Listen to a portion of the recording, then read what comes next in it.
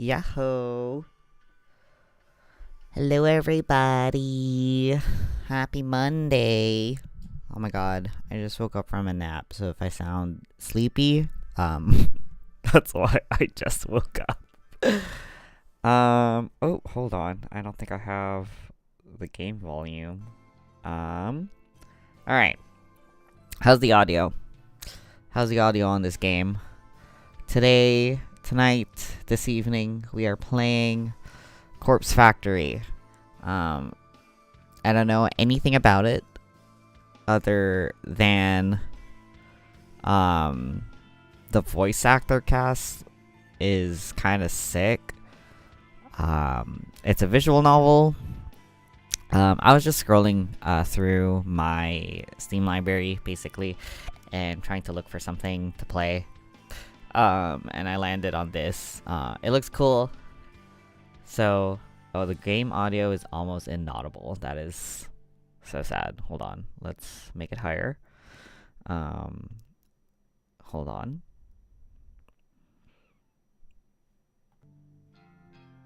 How's it now? Is that better? What? Is that better?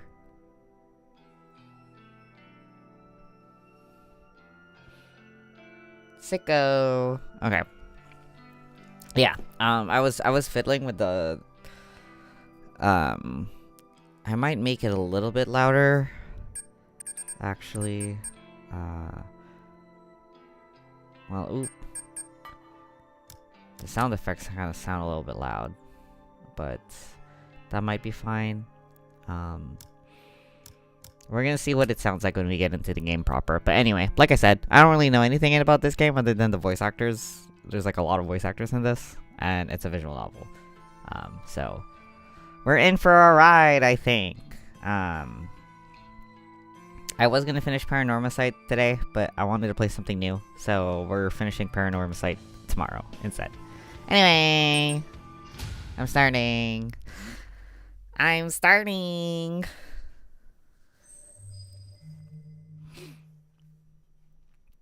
Prologue, Emi Katsuno. June 12th, Friday morning. I know those bitches have been talking about me behind my back. They flash those fake smiles when I walk past. They wave half-heartedly and say things like, "Oh, hi, Emmy. You're the only one brave enough to fall off that look." Oh my gosh. They're all two-faced lying assholes. I hate each and every one of them. Amano, Sachiko, Kurosawa, just look at them. Everything about them is fake. Fake lips, fake nails, fake smiles, fake personalities. Look, I'll be the first to admit I'm a fake bitch too, but even I know I'm not as bad as them. I'm not horrible to every person I meet, just the ones I don't like. Ugh, it's not fair that I have to work with them. I just wanted a part-time job, something breezy and casual. How was I supposed to know these delinquents would obsess over tormenting me? Amano is unbearable, but probably the least terrible of the three. She's a year younger than me and acts like she's some famous pop idol. But she's a dropout, just like me, working in this dead-end part-time job just so her parents don't kick her out of the house. She spends her evenings singing at underground bars and hanging out with shady talent agents who swear they can promote her and make her the next big pop star. She gets taken advantage of time and time again, but never seems to learn her lesson. I don't know if she's just stupid or if she really thinks she's on the right track to becoming famous. Oh my god, this girl, she on it. This narrator girl, she's on it. Sachiko is the kind of straight-laced girl you see at every school, stunning her ass off to earn her parents' approval. The type of girl that always has the best grades but never really has any friends. She's the kind of girl that graduates, then the reality of the real world knocks her on her ass and she realizes she actually has no clue what she's doing, just like the rest of us. So she settles for the first crappy job she can find, and then suddenly it's 3 years later and she's still slaving away for asshole managers just to make ends meet. Instead of being humbled by her station in life, Sachiko decides to take her anger out on everyone around her. I've seen her slap customers out of frustration. Oh my god, she's slapping customers? Alright. Rumor has it that she strangled our boss on one occasion. Apparently he's too afraid to fire her now. I don't blame him. I'm afraid of her too. And then there's Kurosawa, I could write an entire blog on all the things I hate about her.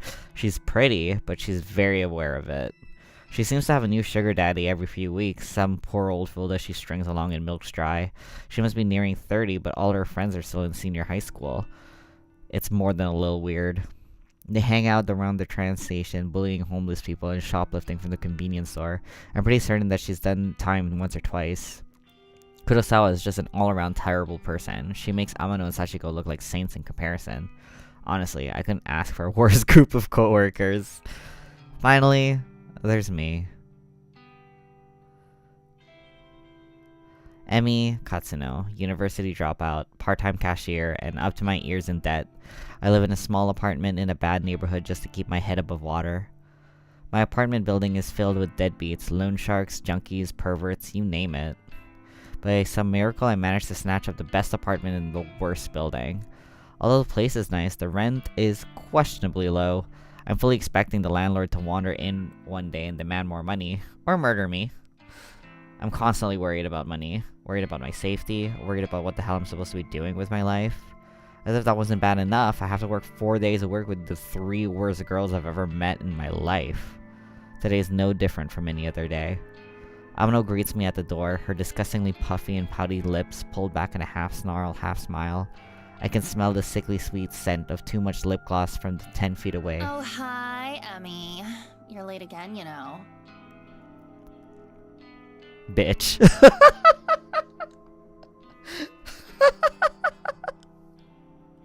Yeah, sorry. Whoa! We passed. I'll go clock in. She's so pretty. Holy shit. Damn! Emmy? Wow. Whatever. Kurosawa wants to see you. Can you, like, just go see her?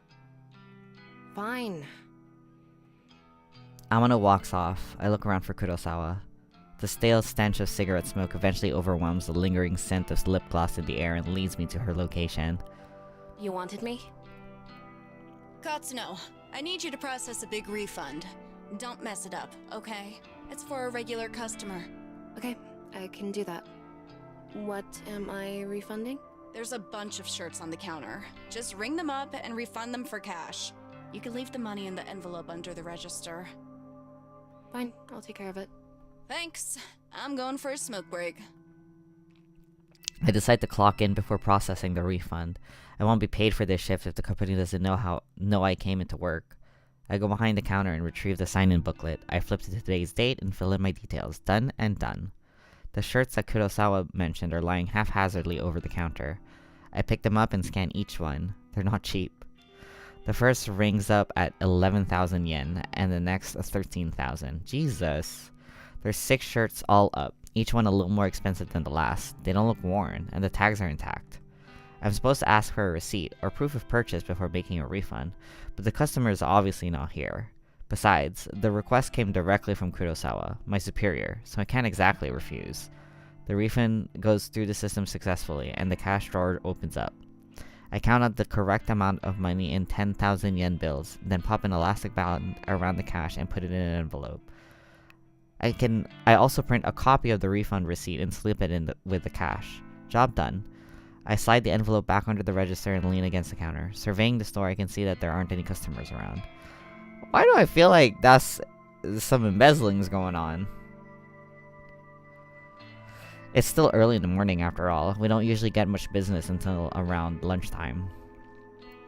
I hover around the register for a while, biting my nails and staring at the clock to pass time.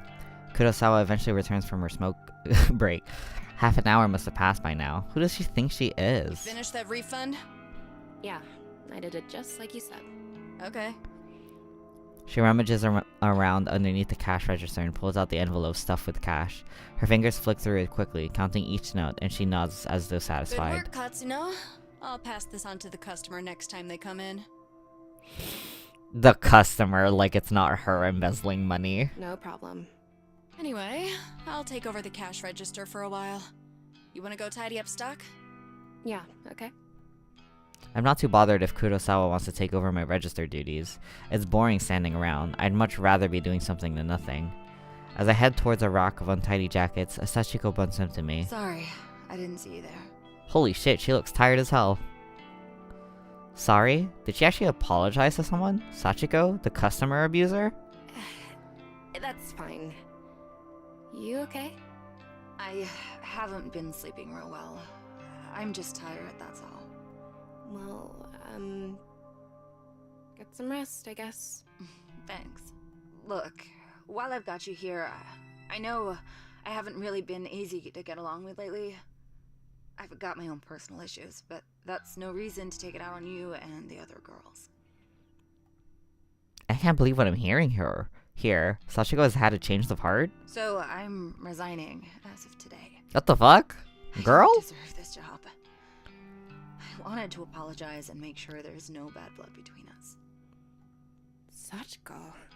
I don't know what to say. I never expected this from you. Yeah. If you're resigning, do you have another job lined up? No, not yet, but I need to work on myself first. I have a lot to think about. Well, I mean, as long as you're sure about this. I am. In that case, then thank you for apologizing. I forgive you. Oh my god, girlies. Thank you, Emmy. Well, until next time then. And then she, like, dies or something. Yeah. I don't even know what the premise of this game is yet. I have no clue. Sachiko takes her leave. I'm still a bit taken aback by her sudden personality change. Did I misjudge her from the start? No, that can't be it. She has a history of abusing customers and coworkers. No way I imagined all that. Regardless, I'm actually kind of glad she's trying to get a grip on her life. I hope everything works out for her. If she's resigning today, then I suppose the only two terrible coworkers left are Amano and Kurosawa. I glance at Amano, who is standing by the door, waiting to greet customers. She has a vacant expression on her face, like always. I then look towards the register, where Kurosawa should have been standing, but she's not there. Then she offered to take over register duties from me? Where the hell did she disappear to? I wander behind a counter. The register doesn't look like it has been touched. Out of curiosity, I slide my hand around under the register. And the cash-stuffed envelope is gone. No sign of it. The receipt from the refund is lying on the floor. I bend down and pick it up. It's a standard refund receipt, stating the value of the transaction. My name is signed at the bottom of it, since I was the one who processed it. The refunded money is gone, and so is Kurosawa. Did she? No, she couldn't have. Surely she wouldn't have run off with the money. No one is stupid enough to risk their job over that, would they? Ah, there's Katsuno. You should go ask her about it. Huh? Kurosawa? She seemed to pop up from nowhere. Katsuno. Oh no! Did she get framed? Hirota, the manager of the store. He normally spends his time in the office out back, so it's kind of unusual to see him here. What could he want with me? Kurosawa was tending to the register when she noticed the system. Oh my god, Kurosawa literally asked her to do it! Anything about it? Oh my god. Yeah, I processed a big refund this morning. Is that so? Do you have the receipt? Here. I hand him the transaction receipt that is still between my fingers. He looks it over once, then twice, his eyebrows furrowing. This is quite a large refund. No wonder the system flagged it. Did you get approval from Kurosawa before processing this? Kurosawa was the one who asked me to process it, sir.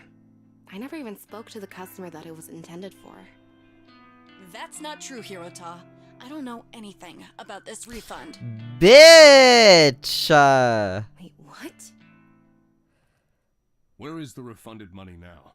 Well, I put it in an envelope underneath the register, but... There's no money here, sir. She's lying to you. What the fuck? Interesting. No money to be found. Oh my god! Signed off on the refund. Gonna... That makes you responsible. I'm gonna crash out! Yeah, I did sign it, but... You're going to have to tell the truth, Katsuno. Did you take the money? Oh my god. All this over like... Oh my god. Wait, hang on. Do you think I stole it? Kurosawa asked me to process the refund and leave the cash in an envelope. Nonsense. That's simply irresponsible. It's not safe to leave cash out of the register. But I feel my stomach beginning to sink. What exactly is happening here? Confess at once, Katsuno. What the f- I didn't steal the damn money! If anyone stole it, it was that bitch Kurosawa! Enough! We're not going to stand here and argue about this like bickering school children. Sachiko! Like a serpent slinking out of the shadows, Sachiko slides beside Hirota. Did you witness Katsuno take an envelope of cash from the register? Oh, yes, sir. Just this morning. She Oh acted like she my processed the god, refund, these then processed girls, the cash. they I meant to pay suck! attention sooner, but Sachiko, that bitch, she hasn't changed at all. She just sold me out. I managed to catch a glimpse of Kurosawa smirking at Sachiko. They nod in unison and giggle. Are they in this together? Are they throwing me under the bus just so they can steal some cash? I can't believe it, I'm so freaking angry. There you have it. A witness to your crime. Kurosawa, if you would kindly call the police. Yes, sir. Wait just a minute! I screamed louder than intended, but my blood is boiling and I can barely control myself. Didn't steal any money. Why don't you check the security cameras, huh? You'll see that I'm innocent. Oh, you know those cameras haven't worked in months, right? I suppose nowadays they're mostly just for show.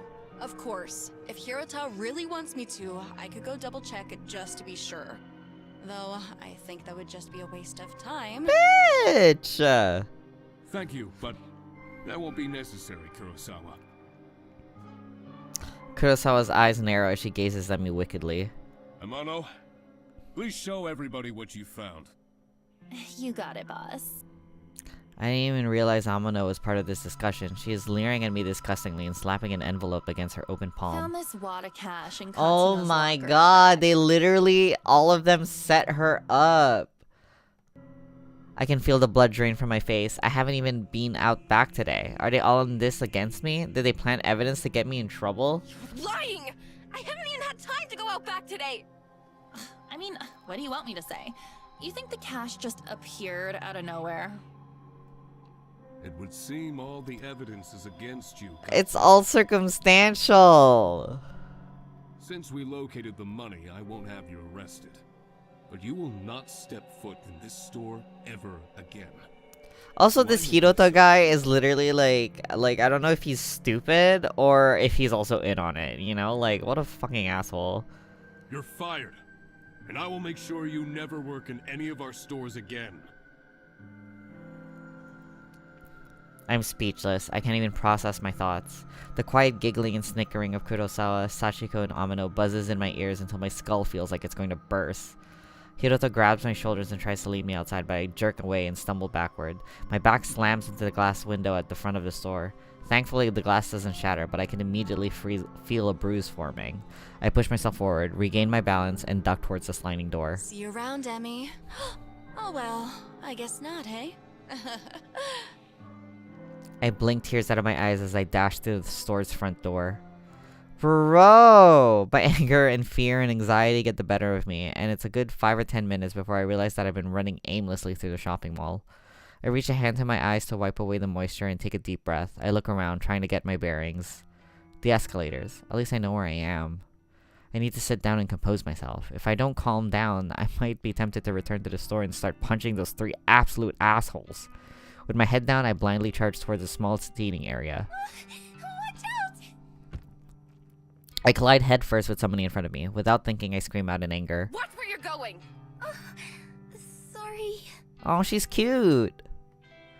Wait, this girl. I know her from somewhere. Katsuno? Is that you? Huh? I know you. Have we met? Yes, of course. We graduated from senior high school together. Remember? Did we?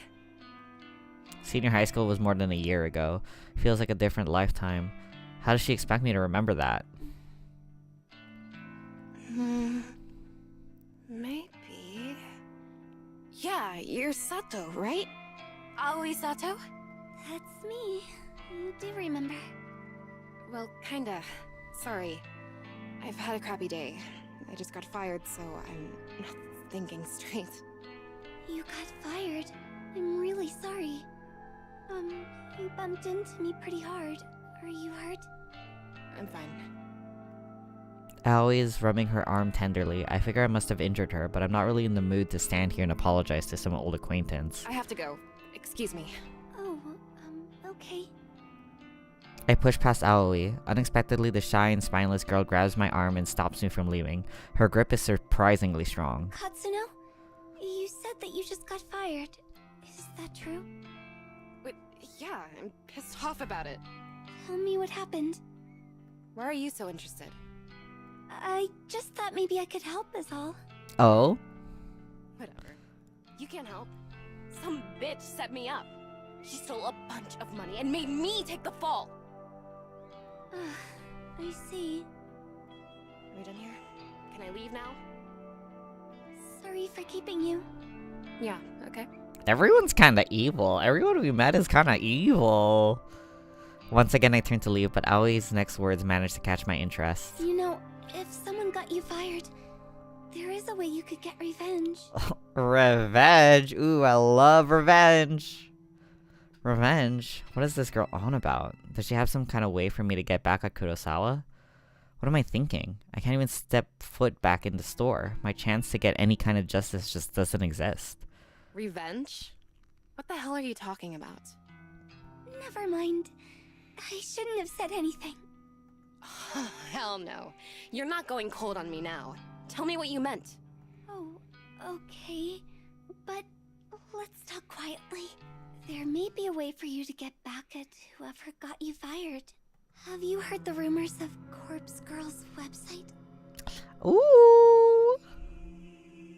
Corpse Girl? Who is that? Sounds like some death metal band. Aoi ignores my comment and continues on with her speech. They say that if you visit Corpse Girl's website, you can request a death.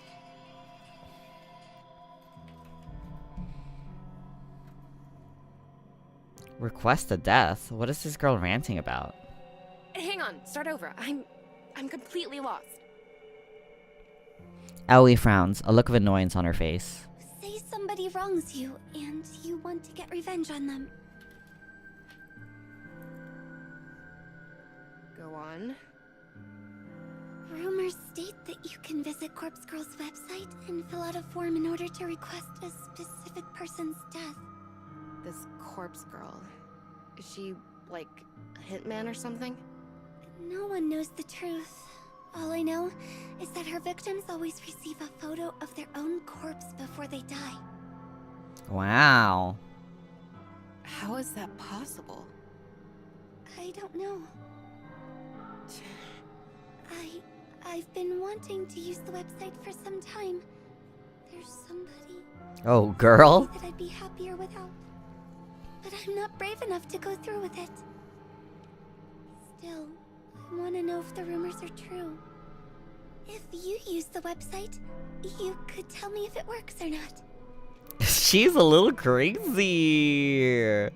This whole thing sounds sketchy. Risky. Are the police gonna come get me if I go on this website? I've got no idea. Well, thanks, I guess. Aoi doesn't make a further attempt to stop me when I turn on my heel and walk away. I don't know what to make of her suggestion. Can such a website even exist? The ability to request a death just sounds so unbelievable. And yet, I find myself unable to get the possibilities out of my mind as I make my way towards the train station. Corpse Girl, a website tailored for revenge. I could dob in Kurosawa, Sachiko, Amano. If I could remain anonymous, then no matter what happens, whatever fate befalls those girls, it shouldn't be traced back to me. I start to wonder if ordering the deaths of a few girls simply because they got me fired is a little extreme. Although, they're not exactly saints. They're closer to human garbage more than anything else. They've always been hostile towards me. I'd probably be doing the world a favor if I had them all killed. If they screwed me over without a second thought, who knows what they might do to their next unsuspecting victim. Yeah, killing all three of them is the right thing to do. Removing them from the planet will prevent them from hurting anyone else. My heart begins to race. The trip back to my apartment is boring. The train carriage is nearly empty, save for a few junior high school boys and a couple of women in business attire. I have a few seats all to myself, so I sprawl out and check my phone for messages.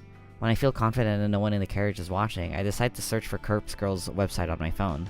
I don't know exactly how easy it will be to find. Maybe I should have asked Aoi for the address. Well, a quick search shouldn't be too hard. I begin to type.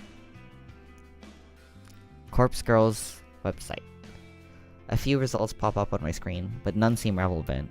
There are links to funeral services and anime fan sites, but nothing really matches what I'm looking for.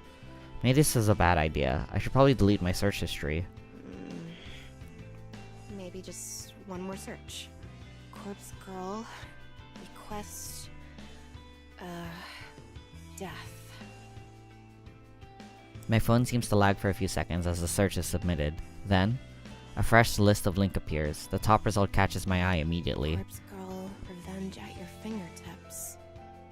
This must be it. I click the link and the website loads immediately.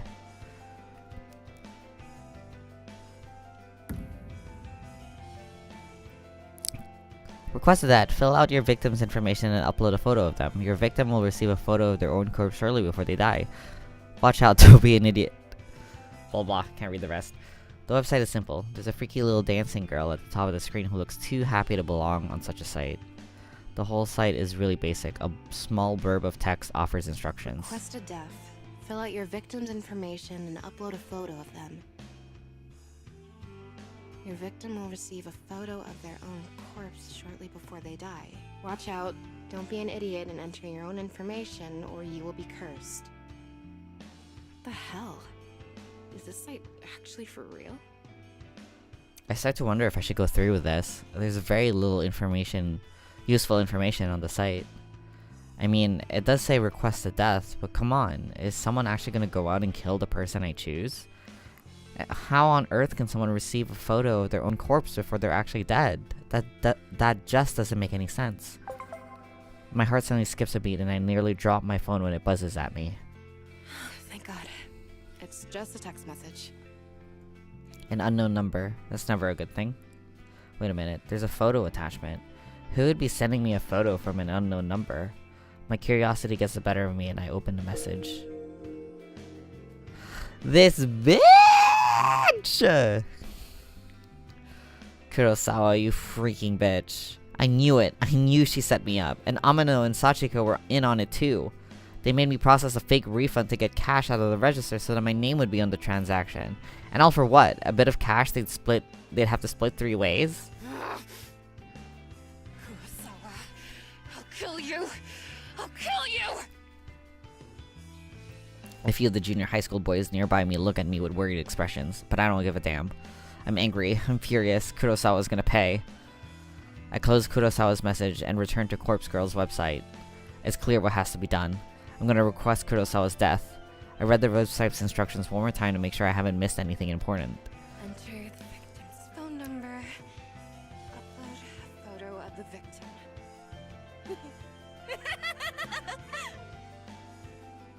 I can't believe it. Kurosawa just signed her own death sentence. She sent me a photo of herself, and her phone number was included with the message. I fill in the phone number and upload the photo, my hands trembling the whole time. My thumb hovers over the submit button. I feel a chill down my spine. My face turns pale and I immediately feel cold and clammy. Is Kurosawa really gonna die if I use this website? Or is this all a sick hoax?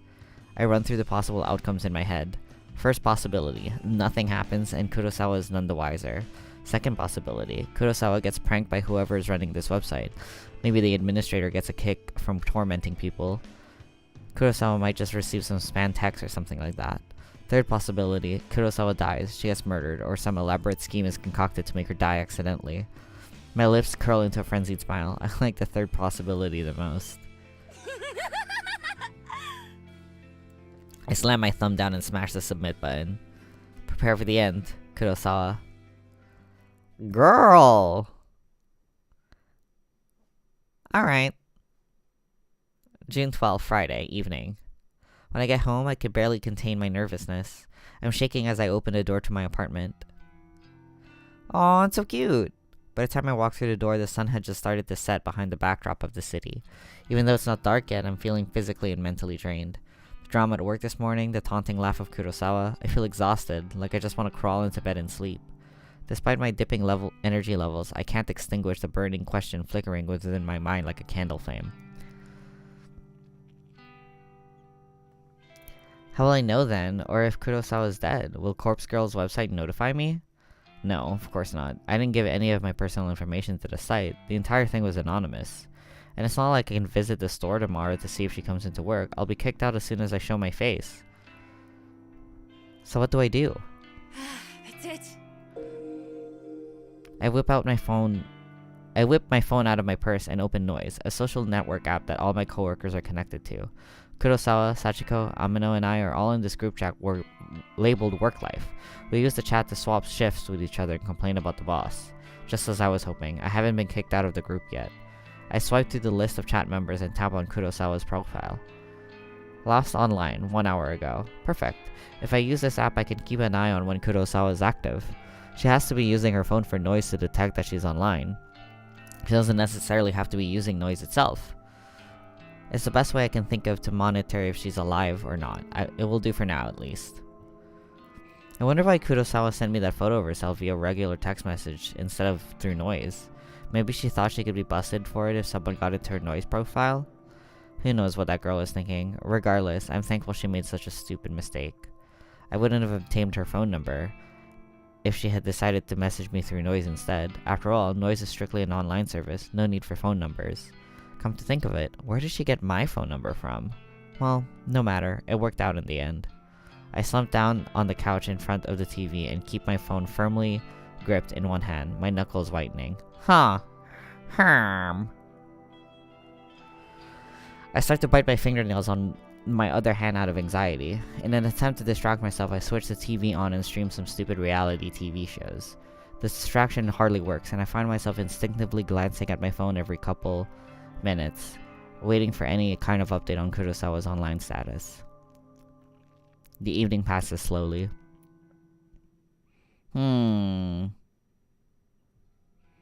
Yeah, she could still be oh my god, I don't know how to say a sentence, like being set up.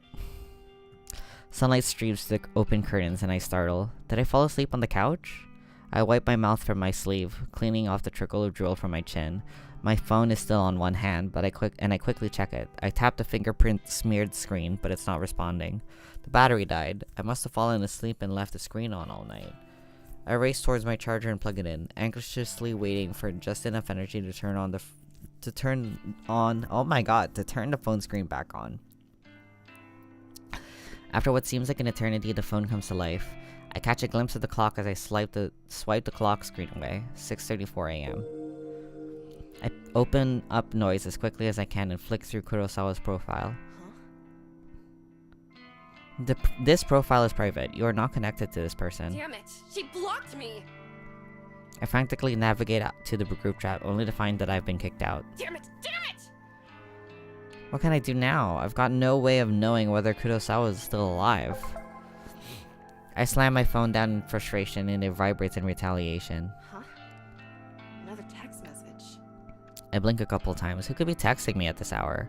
It might be Kurosawa again, trying to rub my face in her victory. Well, if that's the case, at least I would know that she's still alive. I hesitantly pick my phone up again and open the message. There's no text, just a photo attachment. Oh shit, she's being set up! Oh, and it's 7:28. That's like an hour from now.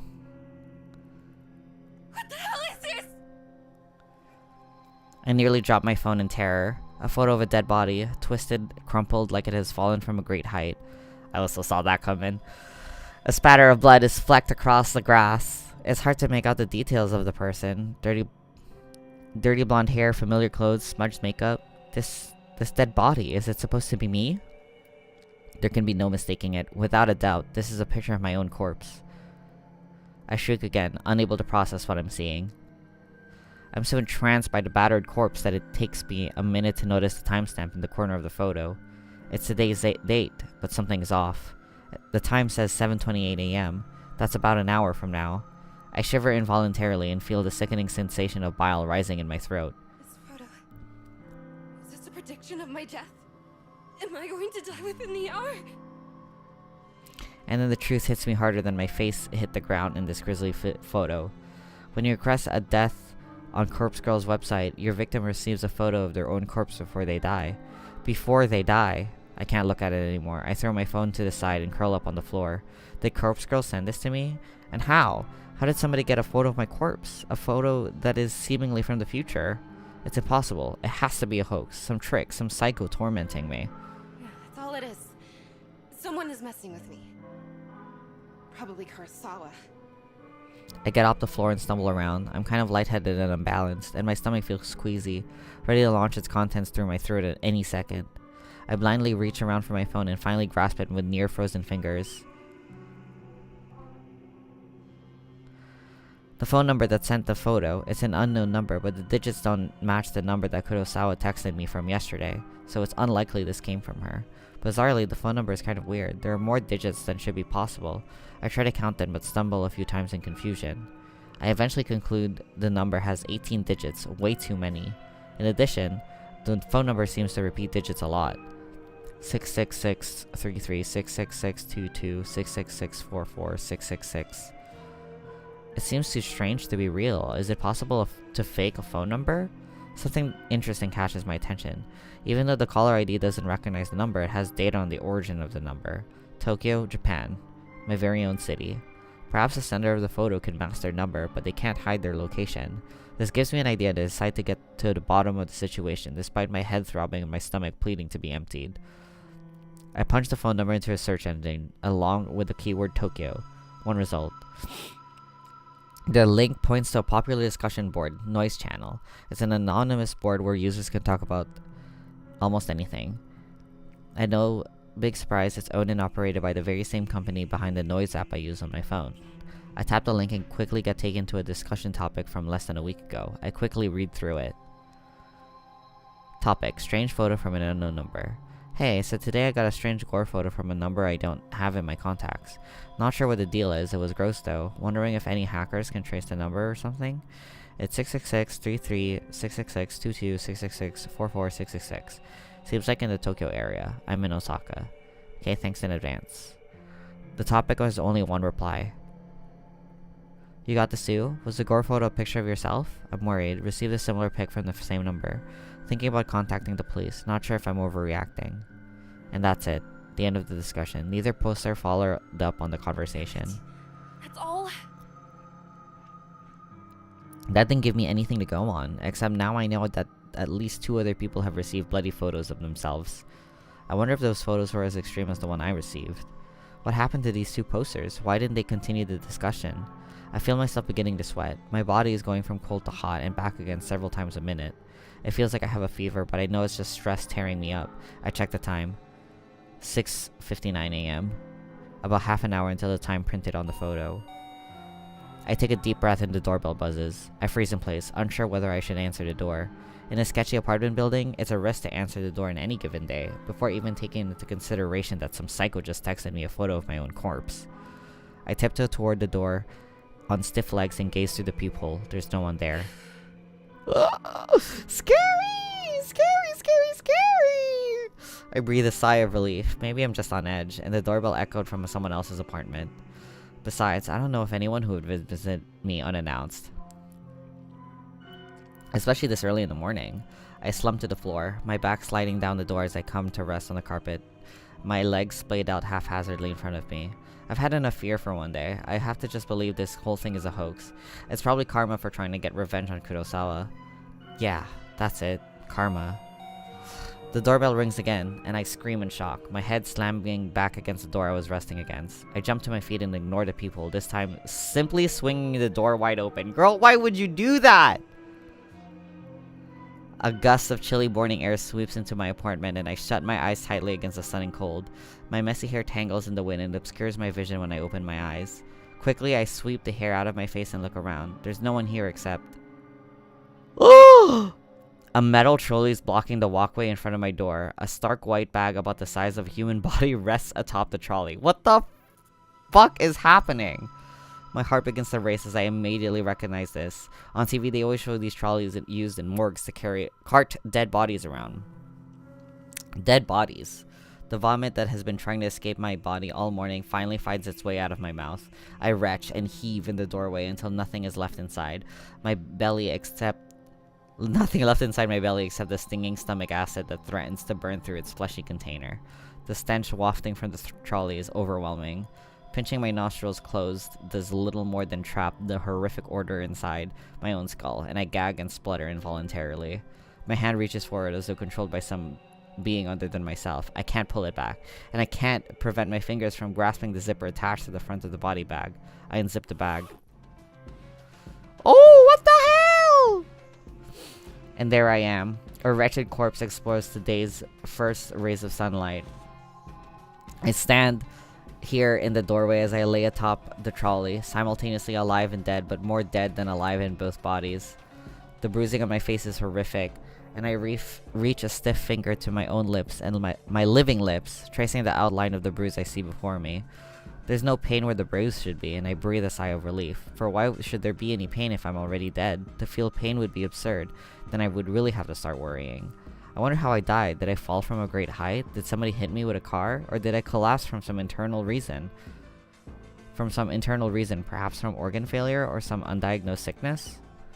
Maybe I didn't die, and the corpse in front of me is still alive, living and breathing just as I do while standing in front of myself. Maybe this is all a prank I pulled on myself, dying just as a joke, but never really dying, always living until the point I actually die and it's no longer a prank. My head is splitting, I can't think straight. All the thoughts in my mind are jumbled, the meanings behind unspoken words disappearing behind foggy clouds inside my shattered skull. To clear my head, I step around my corpse and stand by the walkway's railings. Girl, you're gonna fall off the freaking railing. I'm on the 4th floor of the apartment building. There are 2 floors above me, so I could go higher if I wish, but I'm pretty sure a leap from here will be enough to render my living body identical to that of the corpse on the trolley. At this point in time, there exists 2 versions of Emi Katsuno. One is living and is me, the other is dead but is also me. I can choose not to be alive and dead, or be dead and dead, but I cannot choose to be alive and alive. So even if I choose to be alive and dead, I'll still only be half alive. But choosing dead and dead is nice and clean, an absolute, indisputably solid state of existence. I grip the cool steel handrail and leave over the walkway, my hair whipping against my face thanks to the relentless wind. 4 stories below me is a small courtyard paved with concrete and decorated with the occasional shrub or flower bed. I miss the concrete by about 2 feet. Dirt sprays up into the air as my nose is crushed under my own body weight. I think about the photo Kurosawa sent me with her smug smile and her hands full of stolen money. My teeth grind into my tongue and sever it, but it doesn't manage to escape my closed mouth. My mind wanders and settles on Corpse Girl's website. What was all that about anyway? As far as I know, nothing happened when I submitted Kurosawa's details. Haha, maybe Kurosawa found the website as well and submitted my details first. I guess Corpse Girl got me. Well played, Kurosawa. I think I can taste blood in my mouth, but it might just be a memory from some other point in my lifetime. A blinking light from a nearby parked car kind of irritates me, but then my vision turns blue or black, and my only concern is how I'll never truly know what.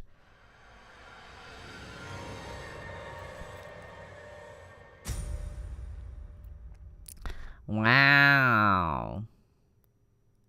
Well, that was certainly an intro. Would have made a cool anime pilot. It's kind of sick. Act 1. Noriko Kurosawa. Oh my god. It's Kurosawa. 3 weeks earlier. Oh shit.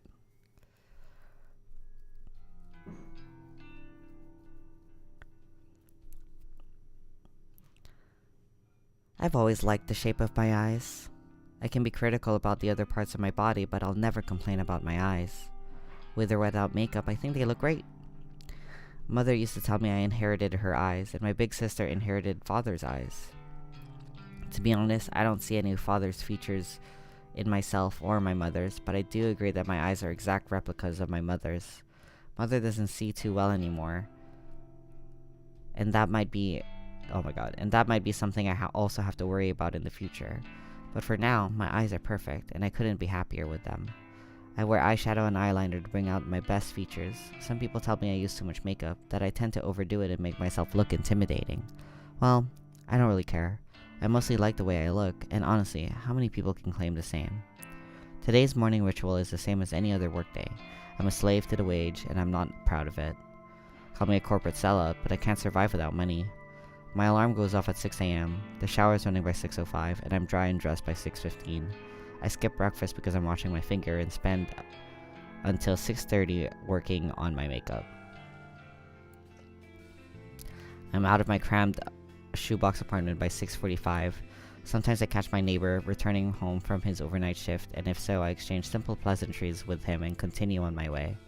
Today there's no sign of my neighbor, so I don't slow down as I descend the stairs and exit the building. Hitting the convenience store for a can of coffee saps another few minutes from each day. I prefer sweet milk coffees, but every now and then, I'm in the mood for rich black coffee. Regardless, I never start the day without it. I don't always need the energy boost, but it helps to stop my stomach growling. If it's a milk coffee kind of day, so I pay for my favorite brand and get out of the store in no time. The canned coffee dives into my handbag as I continue on my way. The train station is always busy in the morning, and it's usually a struggle to navigate my way to the correct platform in time for the 7:12 train. Today is no different. However, I always make it in time because my routine has been perfected over the last few months. Ooh. I need a sip of water. Hold on.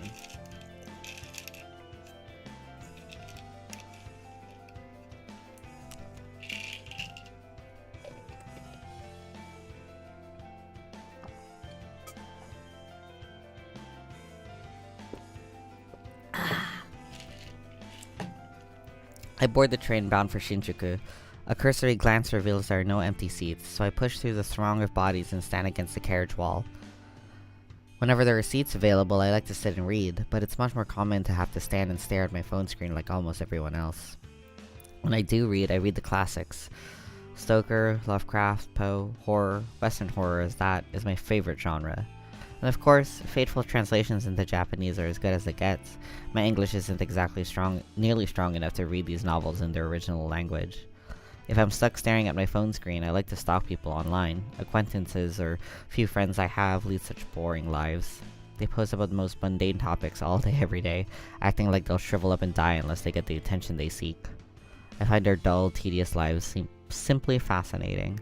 From behind the safety of a glass veil, I can fulfill my voyeuristic fetishes and consume as much pointless information as I desire. Knowing every mundane tidbit of people's daily lives turns me on. Girl? Are you okay? This morning is the same as any other. I stare down at the phone held in my frail hand. My fingers move of their own accord, scrolling and tapping against the backlit display, pausing, pondering, pouncing on any post or picture that my pupils haven't yet consumed. Oh my god, that's some fun alliteration. Pausing, pondering, pouncing on any post or picture that my pupils haven't yet consumed. Love that! Standing on the train carriage packed to the gills with people, I can't help but feel my face getting flushed and my steamy breath escaping my lips. I digest post photo after photo, memorizing the comings and goings of every single person on my nose activity feed.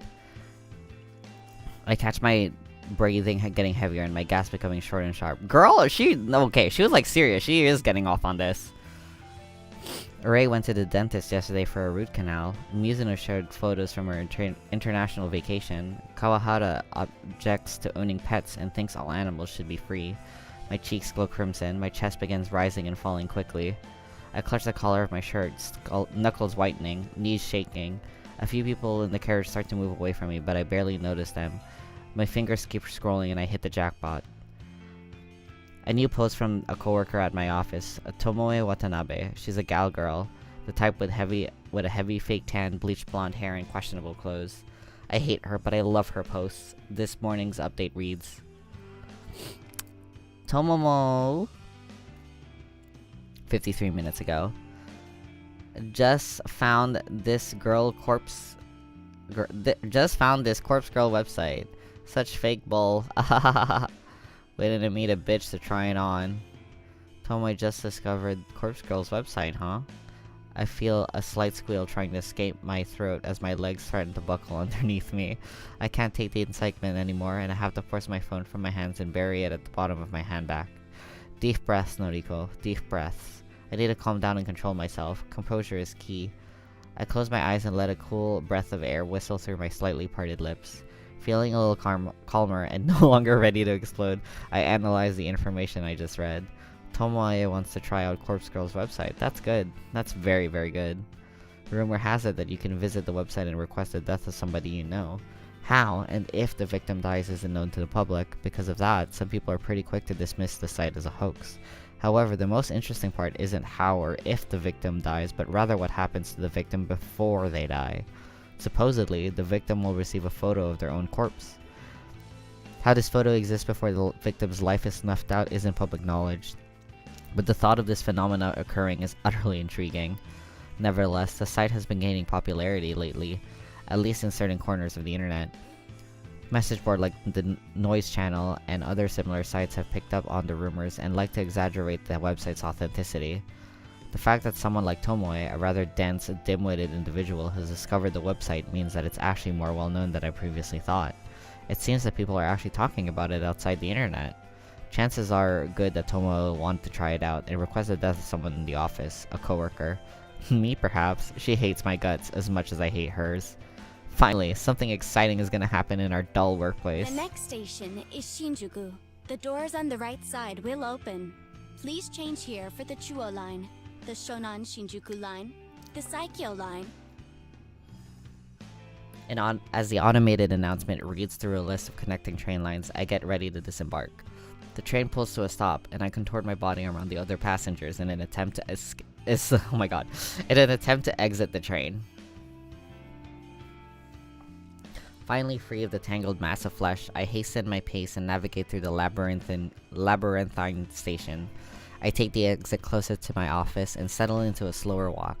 I'm on time, and I never desire to reach the office any earlier than needed.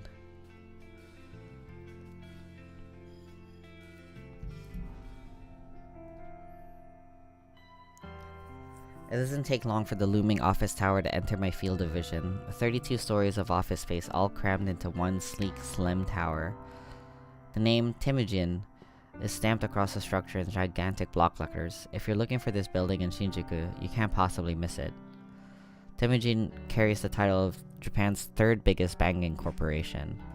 It's a gigantic company with other branches in Kyoto, Osaka, Sapporo, Fukuoka, and a dozen smaller cities I don't even remember. I've worked here for close to 3 months now. Not a long time in the grand scheme of things. That said, I'm only a temp, and all I do is data entry. I work on the 14th floor, along with about 60 other junior employees, including galgirl Tomoe Watanabe. I don't speak to many of my coworkers. That's the way I like it. When I reach the building, I enter through the giant double sliding doors and find myself in a familiar lobby. Comfortable couches line the walls circling a reception desk. 4 large elevators are tucked away in a nook behind the reception desk. It's already busy this morning, though to be fair, this place is packed all the time. I avoid the crowds of sharply dressed business people, feeling a little out of place in my semi-formal shirt and skirt. Ducking into a newly opened elevator, I tap my employee ID card to a backlit panel and press the button for my floor. The doors close and the elevator begins its smooth ascent. I'm surprised to find that I'm the only one traveling up. I reach my floor and listen to the soothing chime as the doors open, revealing the open layout office before me. The static drone of workspace noise fills my ears. Conversations, ringing phones, fingers tapping against keyboards, photocopiers, even the steady, low hum of the air conditioner contributes to the overall din. I make my way to my desk, stationed in the middle of the floor and surrounded by a dozen other identical desks. As I walk, somebody taps me on the shoulder gently. Good morning, Kurosawa. Oh my god, what a cute little guy. His voice sounds familiar to me. Hold on. I need to, look up the voice actor list again. I am so curious. He sounds so familiar.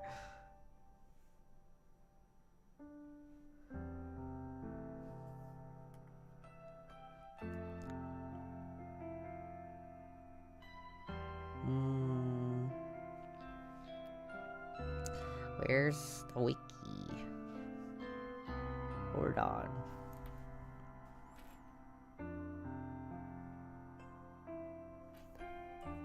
He's worked here for a whole year after taking an internship straight out of senior high school. Okay, hold on.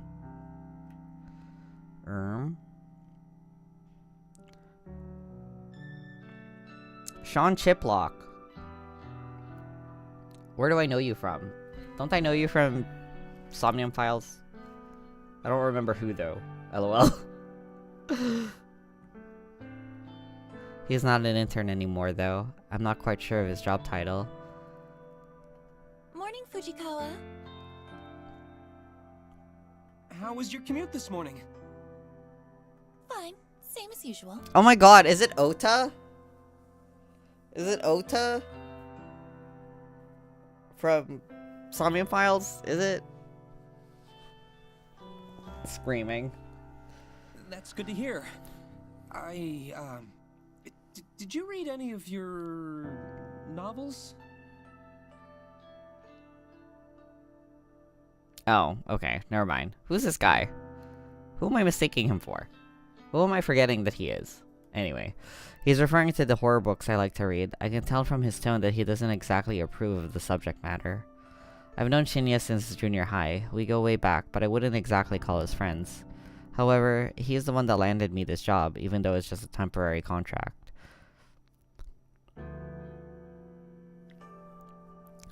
I've always had the...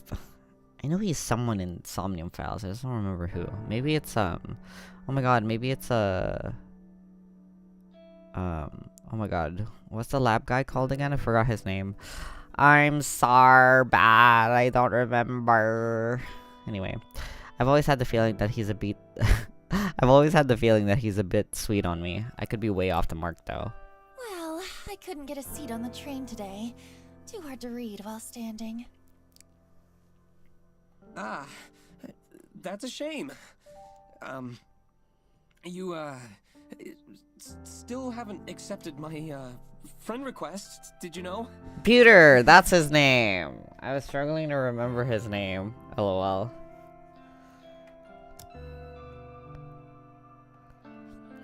I have to fight the urge to roll my eyes. He's a nice guy, but we were connected on Noise once before and I had to delete him.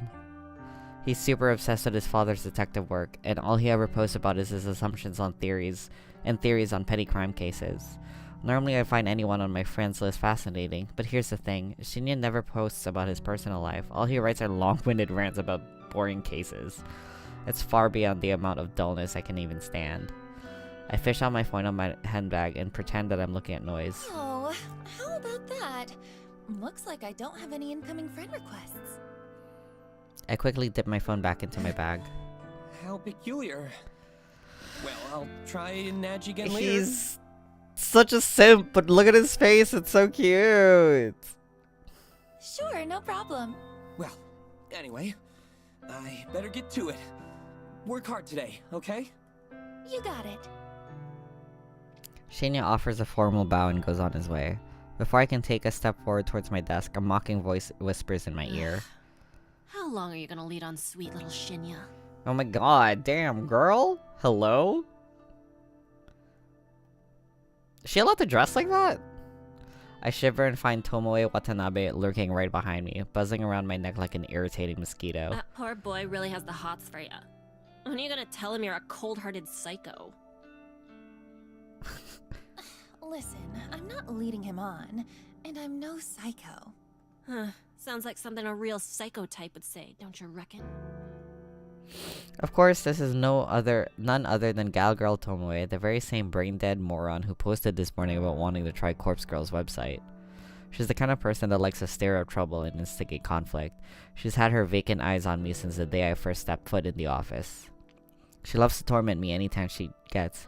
Maybe I rubbed her the wrong way somehow, though I'm never sure what I ever did to her. Even though she's a data entry temp like me, she's worked here just a little longer than I have. I think they should kiss. Unfortunately, that means I have to defer to her as my superior in this professional environment. She knows as much and likes to take advantage of that fact as often as possible. It's funny, you know. He don't look like the type of skank to lead on a goody-goody like Shinya. I told you, I'm not leading him on. Well, if you're not interested, maybe I'll take him out this weekend and tongue him at the cinema. Girl? Gross. Do what you want, but I doubt he's into someone with your, looks. Oh yeah? What would you know? You think he likes your flat chest, little Miss Gothic Lolita? I know I would shrug off comments such as this, and normally I would.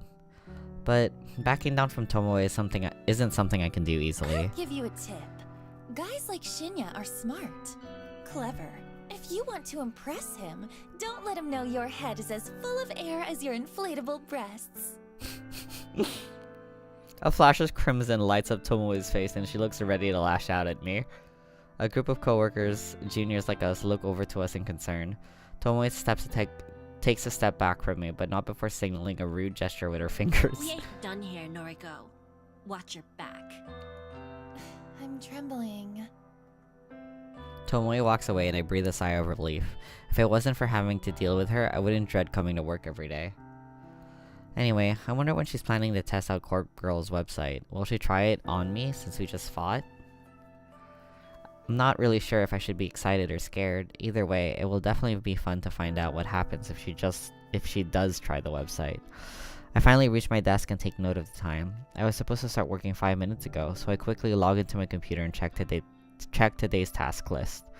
It's all standard stuff today. I need to transfer a few tables of numbers from a spreadsheet into our computer's online database. When I'm done, I have to run it by a few other people and then commit the changes to the server. The work is dull and repetitive, but my salary isn't bad. On the plus side, I get to wear headphones and listen to music while I work. I dip into my handbag and retrieve my headphones, my phone, a can of milk coffee, and a handful of breath mints. I lay them all out on my desk neatly. I slip my headphones on and plug them into my phone and hit play on my work playlist. Loud symphonic metal lovingly trashes my ears as I crack open the can of coffee and take a long sip. Okay, let's get started.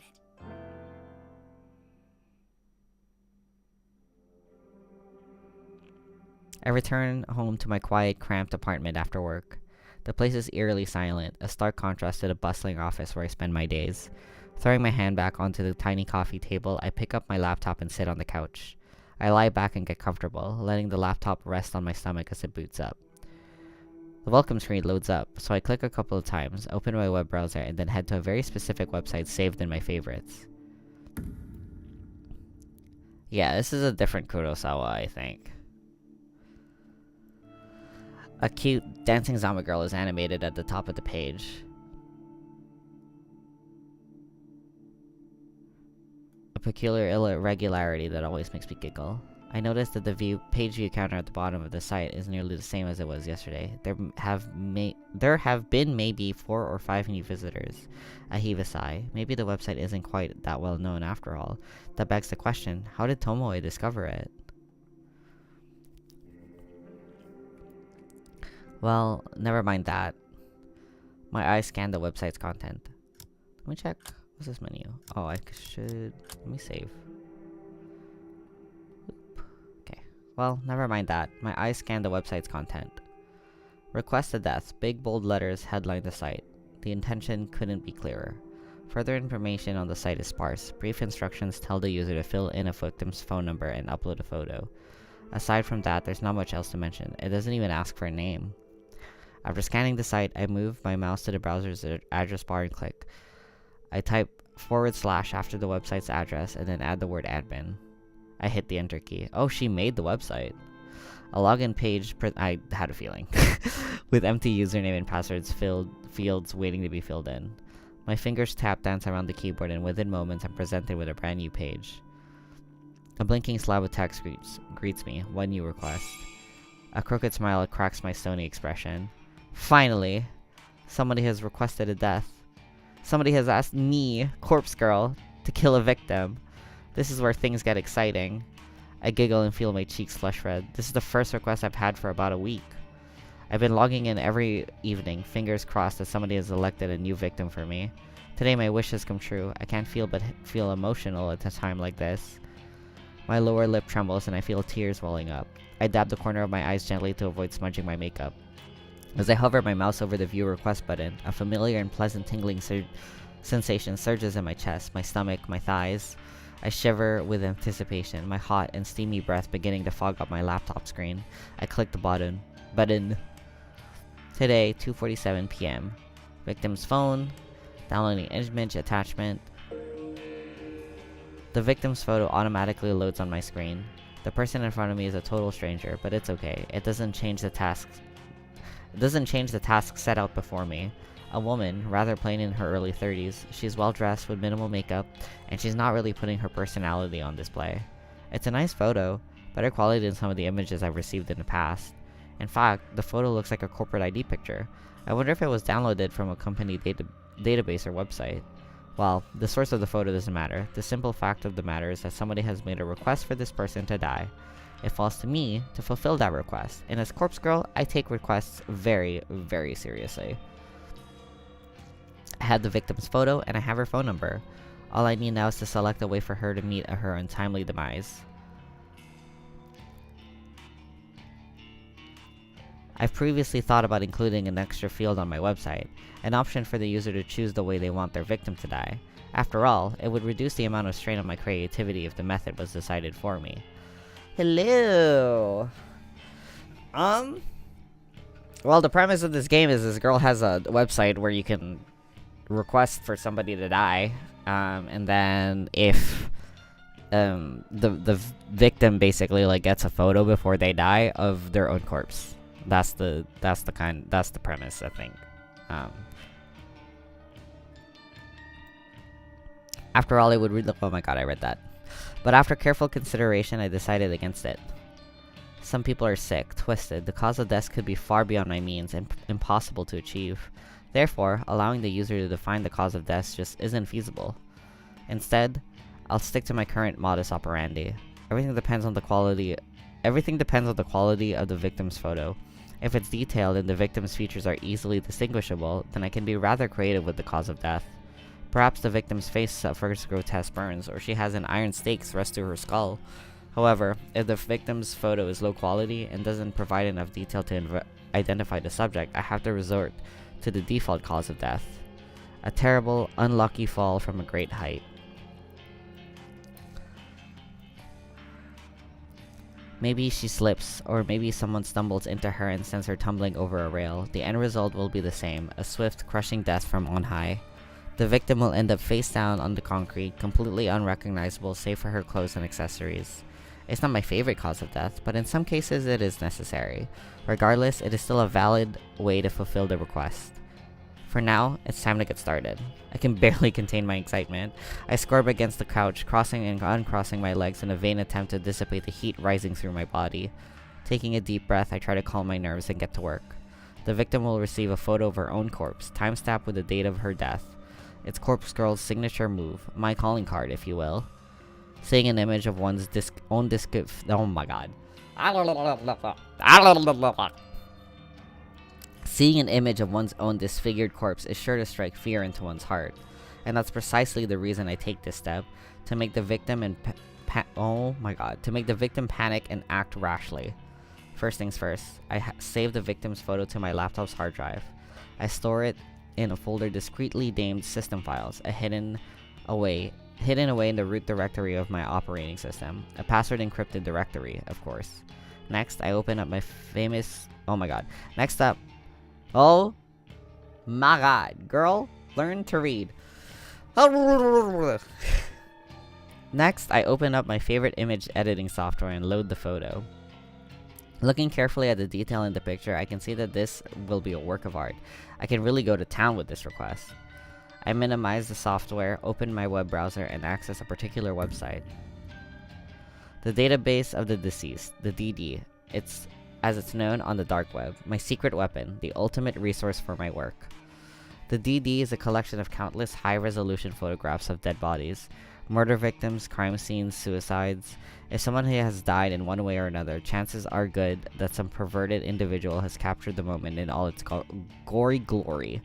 Such invaluable messages are essential to my work. Using these photos as a base, I can edit my victim's details into the picture. My process is simple. I start by locating the perfect corpse photo. I searched the database, and in less than 2 minutes, I discovered a disgustingly detailed photo of a woman with her entrails spilling from her stomach.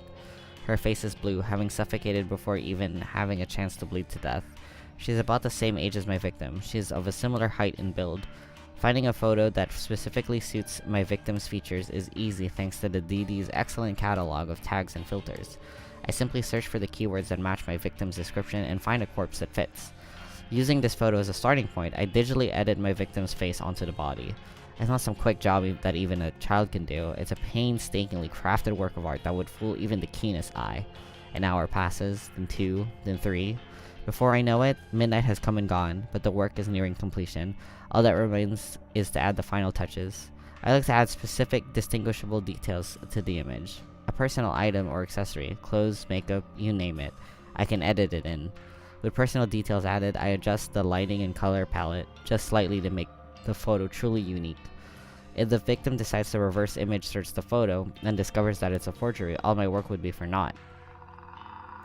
And with that, the masterpiece is complete. A grisly, gruesome, gratuitously... Oh my god. A grisly, gruesome, gratuitously... Oh my god, I can't say this word, guys. A grisly, gruesome, gratuitously gory gift for the soon-to-be departed. Oh my god, I love the alliteration, but girl. The victim will receive this photo of a corpse that is, for all intents and purposes, a perfect replica of her own physical form. She will open the image on her phone, and the life she once knew will crumble to pieces. My lips curl into a satisfied smirk. During my hours of work, my breathing eventually steadied. My excited nerves settled into a zen-like calm. But seeing the finished art piece now, I begin to feel my heart pounding once more. The macabre vision before me is exhilarating. Adrenaline and dopamine surge throughout my body, giving me a sudden head rush of bliss. To say that I'm attracted to the sight of blood and guts would be misleading. No, I'm not into that at all. The excitement stems from the thought of taking control of somebody else's life, dictating their future, controlling their fate. For with the creation of this image, I have taken the victim's life into my own hands, like a puppet master pulling the strings of a marionette. By forging this convincing creation, I will compel the victim to take her own life. That's right, my own hands need not become stained. The hands of Corpse Girl have never been dirtied with the blood of a victim. This is the true nature of my work. Carefully crafting corpse photos in such a way to convince the victim that their fate is already sealed, that no matter what they do, they cannot escape the death that awaits them. And the date stamped on the photo is the icing on the cake, the ultimate driving force behind the victim choosing to end their own life. A date so near in the future, a time that has not yet occurred, a fiber of uncertainty carefully interwoven into the image that causes the victim to pause and consider the possibilities.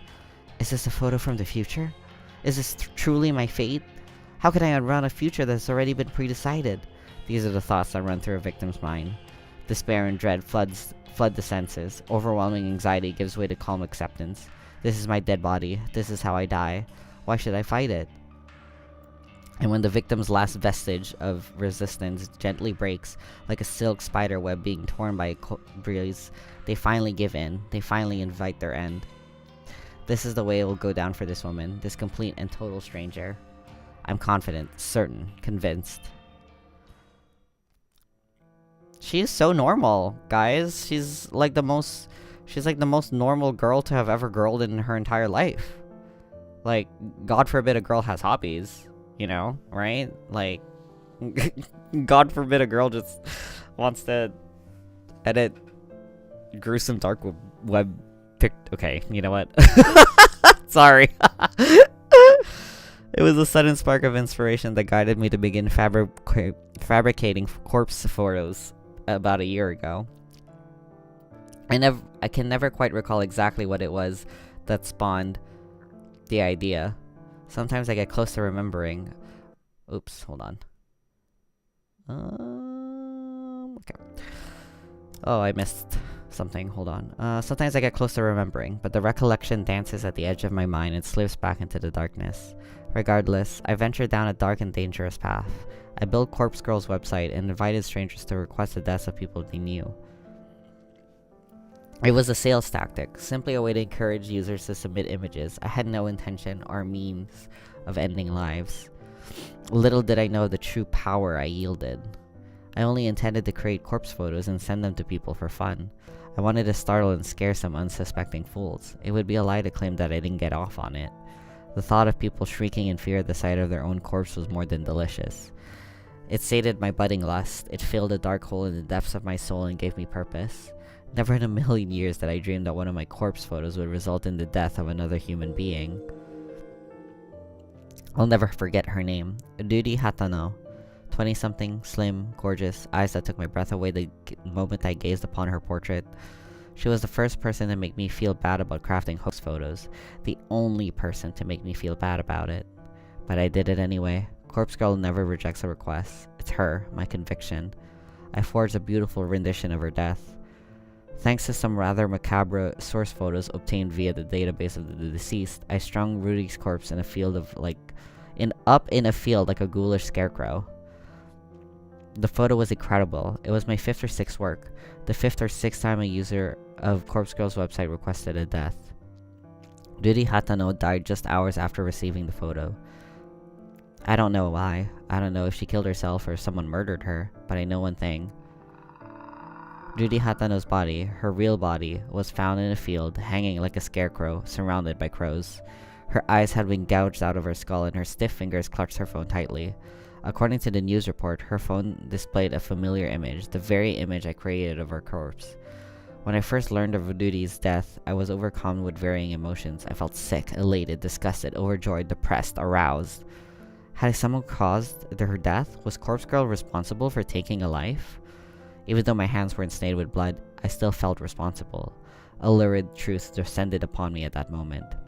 Corpse Girl had the power to end lives. And the more I dwelled on that fact, the more obvious it became to me.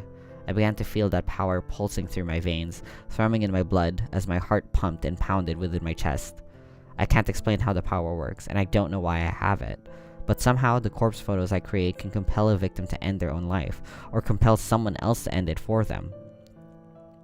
Duty died in the way I had envisioned. Her dead body matched the fake corpse photo I had painstakingly crafted. And I didn't even have to leave the safety and comfort of my own apartment to ensure her death. Corpse Girl's power is real, extraordinary, and I vow to exercise that power as frequently as possible. Cool, she's crazy. Good for her. Yippee! Riri Hatano died last year. Since then, I've been chasing that rush, that thrill that comes with snuffing out a soul. It wasn't hard to grow the popularity of Corpse Girl's website after that incident. Particularly dark corners of the internet gobbled up the news with enthusiasm, and the site saw an influx of new visitors. And on a few occasions, I even overheard people in the real world whispering about that mysterious website that lets you request a death. I've crafted corpse photos for dozens of requests. Each photo is more convincing and realistic than the last, thanks to my ever-evolving skills. But none of my recent attempts have been successful. Not a single person has dropped dead since Riri Hatano. I'm beginning to wonder if Corpse Girl's power has fizzled out. Or perhaps I never had any power to begin with. Maybe Duty's death was simply a fluke, a morbid coincidence. I've spent countless hours doubting myself, doubting Corpse Girl. I've tried so hard to replicate the one success. Every time I receive a request, I do the same thing as I did in Duty Hatano's case. I had the phone of the victim, I created a convincing corpse photo, and I timestamped it with the time of death. I send the photo to the victim, and then I leave the rest up to fate. But nothing ever comes of it. I'm not so delusional to think that in normal circumstances, a simple photo would be enough to convince someone to kill themselves. And even if that photo fell into someone else's hands, it wouldn't inspire them to go out and kill the victim. Of course not. However, these are no ordinary circumstances. I once activated a power beyond the ken of mortal men. I caused Duty Hatano to die by her own hand or by the hand of another. I need to find a way to manifest my power once more, to prove that I, Corpse Girl, have the power of death and destruction at my fingertips. Once a new victim perishes, I know it will pave the way to more and more deaths. My website will gain popularity and become more than just urban myth. People will live their lives in fear, forever wondering if Corpse Girl is lurking behind the next text message they receive. Yes, I can see the future I crave so clearly in my mind. I'm close to achieving my goal. I know I am. And when my dreams come true, I can finally...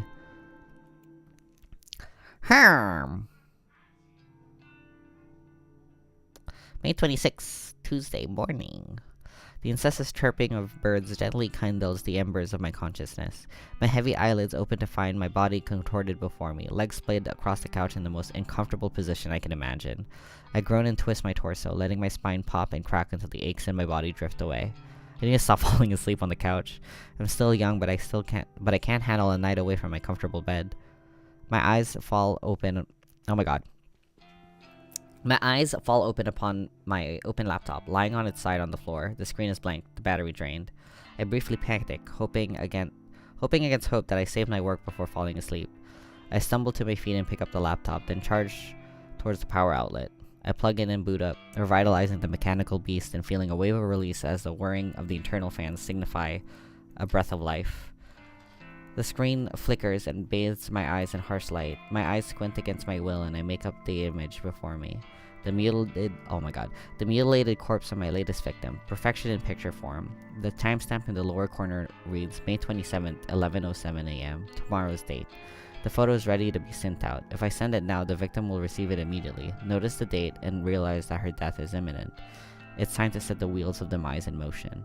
Leaving my laptop at the outlet, I quickly dart into the kitchen. Well, to call it a kitchen is misleading. It's simply a tiled area connected to my living space with a small refrigerator, microwave oven, and a single hot plate. A small stack of drawers is nestled next to the fridge, and I pull open a second drawer from the top. Plunging my hand inside is always an odd sensation. My fingers get buried underneath a dozen cheap plastic flip phones. I grasp one of the phones between my thumb and forefinger and remove it from the drawer. It's a scratched-up pink model from 2010 or so, a relic from a time not all that long ago, but that may as well have been forgotten. I flip the screen up and turn the device on, relieved to see that this artifact still holds power. To be fair, I charged up all of these phones just a few weeks ago, but the fact that they retain a charge after being inactive for so long is a testament to their engineering. In any shady line of work, these kind of phones are referred to as burners. Cheap, disposable devices that are discarded as soon as their purpose is fulfilled. I acquired them by unsavory means, but that's neither here nor there. I use these phones to send out the photos I make. By doing this, I avoid using my personal phone and thus prevent anything from being traced back to me. When a photo has been sent, I keep the burner phone for 24 hours, and just in case the victim sends a reply. I know I'd get a good laugh out of that.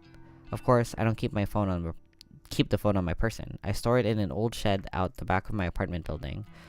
When the 24 hours have passed, I remove the phone's SIM card, snap it in half, and discard it with the combustible trash. The phone itself gets smashed and trashed in dumpsters outside a convenience store. I also delete the photos off my hard drive and clear the internet history. Obviously, I don't even use my own internet connection at home. I leech off my gullible neighbor's Wi-Fi. He's under the impression that I can't afford my own internet connection. Whether or not I convince him of such is irrelevant, so he's happy to share his connection with me. Should the police ever try to track my actions, they'll only lead straight to my neighbor. I've gone to great lengths to ensure my actions are untraceable. This has all been in anticipation of my inevitable success. Looking down at the pink phone in my hand, I clear my mind and focus on the task before me. The photo is transferred easily from my laptop to the burner phone. Once complete, I open the text messaging app and enter the victim's phone number. I leave the message field blank, but I attach the photo, of course. The victim will receive an empty text message from an unknown number, with only an image attached. The message is just about ready to send, but there's one more flourish I'd like to add. I open a particular app I previously downloaded to every burner phone. It's simply called Number Mask, and it's one of the most ingenious apps I've ever used. The app asks for the number I want to use. I punch in my memorized trademark 666-33, 666-22, 666-44, 666. Now when I send a text message, the receiver will see these numbers appear on the caller ID. Not only does it mask the burner phone's real phone number, but it's an extra calling card to help boost my infamy. I smirk, my thumb hovering over the send message button. This is it. This is gonna be my long-awaited victory. The second victim to end up dead. I just know it. This is my stepping stone to my success. The second of many bodies that will pave the way to my glory. I send the message. She's so bold. I arrive at work on time just as usual. My handbag is heavy with the weight of several cans of coffee, hopefully enough to help me power through the day after having such a late night. I can't help but yawn loudly as I wait for the elevator in the lobby. Just before the elevator opens, my phone starts to ring. I step aside and answer the call. Hey, Noriko, good morning. Did I call it? Oh my god, it's Aoi. Not at all. I'm just about to go into the office. Oh, should I call back later? It's no problem. Don't stress. Okay, sorry. The nervous, apologetic girl on the other end is called Aoi Sato, an old school friend from back in the day. Though we never really had any common interests, we used to be inseparable at school.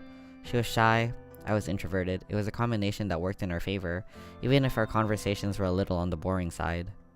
To say that we're no longer shy and introverted wouldn't be entirely true. Aoi's gotten better. She's definitely more outgoing, but she still suffers a great deal from social anxiety. As for me, I'm still pretty introverted. My tolerance for being around other people has improved a bit, but I do prefer solitude, and visiting places I've never been to puts me on edge. To call Aoi my best friend would be accurate. She's my closest confidant. Even so, she knows nothing about my part-time masquerading as corpse girl. No one does, and I plan to keep it that way. So, Aoi, what did you want to talk about? Oh, well, you see, that guy at work is still bothering me, and I wanted to see if you had any more advice for me. Ah, jeez. The older guy that always hits on you? Kill him. Yeah. What a creep. You're 19, for God's sake. He must be, what, 50? I think he's 52. Kill him. You know his actual age? For the record, that's a joke. Wink. Well, whatever. If he's still bothering you, you have to take a stand. He's not your coworker, right? Just a regular customer? That's right. Then tell your manager. Have him banned from the venue. I can't talk to the manager. I don't want to cause trouble for the company. Jeez, girl. Sometimes you need to stand on your own 2 feet. I know. Well, if talking to the manager is out of the question, then you need to be firm with the creep. Tell him you won't stand for being groped anymore. His behavior is simply unacceptable, and if he won't change, you won't serve him anymore. He's scary, Noriko. I don't know if I can confront him like that. He's always drunk. Even before he comes into the place, I try not to serve him too much, but... Are you sure you can't quit that stupid job? Working at a maid cafe really doesn't suit you at all. I thought you wanted a government position. I do. I want to work in a cozy office, kind of like you, but you know I don't have any qualifications. Why don't I see if there's anything open here? Maybe Shinya can help out. He got me this job, remember? Shinya? Maybe. He was always a nice guy, right? He's super nice. Stick in the mud, but a nice one. Noriko, don't be mean. Yeah. You want me to ask? They're so sweet. Yes, please. If it's no trouble. It's no trouble. I'll talk to Shinya. Then maybe you can quit that crappy job and come work with me. Oh, that really does sound wonderful. Thank you, Noriko. I'd be so lost without you. Don't be silly. You're amazing, Aoi. Leave this to me. Thank you. I end the call and heave a sigh. Having to go and ask Shinya about a job is actually a pain in the ass, but I'd never admit that to Aoi. I want to help the poor girl. I really do. I do nearly anything for her. The elevator arrives at the lobby and I step inside as soon as the doors open. My god, she'd do anything for her? Gay. Good morning, Kurosawa. Fujikawa. Good morning. Shinya takes me by surprise as I exit the elevator. Has he been waiting for me there? I wanted Here? to catch you before we sit down to work. I sent you another friend request. Can you make sure you got it this time? This pride of his is so cute. Like, look at him. He's so happy. Oh, I'm gonna pet his head. Pet. Oh, yeah. Okay. What am I supposed to do when he puts me on the spot like this? I try not to groan as I get my phone up and open up noise. It's impossible to hide my screen from Shinya's piercing gaze. Well, what do you know? I have a new friend request. Oh, great. It worked this time. Go ahead and accept it, please. Yeah, sure thing. I hesitantly accept the request. A little fireworks animation pops up on the screen with a celebratory message about making a new friend. Yay. Looks like we're officially friends now. So, can I call you Noriko from now on? Look at him! Simp ass dude! I never cared much for formalities. I try to adhere to them in the workplace, but honestly I don't care if people refer to me by my first name or my last name, regardless of whether they're friends or not. That's fine. You can call me Noriko. Shinya's eyes light up. That seems to have made the boy happy. Thank you. Oh, you can call me Shinya, of course. Shinya. Hey, we've known each other since junior high, right? Shouldn't we have been on a first-name basis anyway? Yes, that's true, but we're in the office now, you know? It wouldn't do if you started working here and called me Shinya right away. I suppose. Anyway, I'm really glad we're proper friends now, Noriko. Maybe we can get a coffee sometime. I can't help but feel like he's trying to push his luck as far as it will go. Any suspicions I had about him having a crush on me are now confirmed. I brush a stray lock of hair out of my face and smile as sweetly as I can while I change the subject. Hey, actually, I wanted to ask you something. Are there any more temp jobs available here right now? Temp jobs, huh? Are you looking to pick up extra hours? No, not exactly. I'm asking for a friend who needs a new job. A friend of Noriko's. Well, let's see. We pretty much always have data entry roles up for grabs. Unless your friend wants something more interesting? Do they have any particular qualifications? Not really. Data entry is more than fine. Actually, you already know who I'm talking about. Remember Aoi Sato? Aoi Sato. Yes, I think I do remember her. That really shy girl from our school days, correct? That's her, yeah. Wow. I never knew you were still in touch with school friends, Noriko. Aoi's probably the only one. We're fairly close. Is that so? As for me... He's so cute! Oh my god, I can't stand it! Ah! Sorry! Look at him! He's like a little puppy! Oh. Noriko be like, sorry dude, I'm literally a lesbian. Shinya's heartbreaking confession doesn't surprise me. Oh, I can't help it! He's cute! He's adorable! Oh my god. He doesn't strike me as the type of person to have many friends at all. Sure, I'm the same, but... But what am I saying? We're friends now. So I guess I do keep in touch with school friends. LOL, this dude. Yeah, I guess so. Hey, I'll ask my superior if we can get Sato an interview. Is that okay? I'd really appreciate that. Thank you, Shinya. No problem. Leave it to me. He gives me an awkward salute before skipping away. Our little exchange has obviously made him pretty happy. For some reason, something that Tomoe Watanabe yesterday popped into my head. She mentioned that I'm leading Shinya on, but that's not true, is it? I shake the thought out of my head. I'm just being nice to him. That's not wrong, is it? No, she's like literally just being nice to him though, like... she, like, I don't know. I don't think she's done anything to lead him on. I take a seat at my desk and perform my morning ritual. From my handbag, I retrieve my headphones, coffee, and breath mints. Computer on, music playing, coffee open. My fingers tap rhythmically against the keyboard and I slip into my usual workday trance.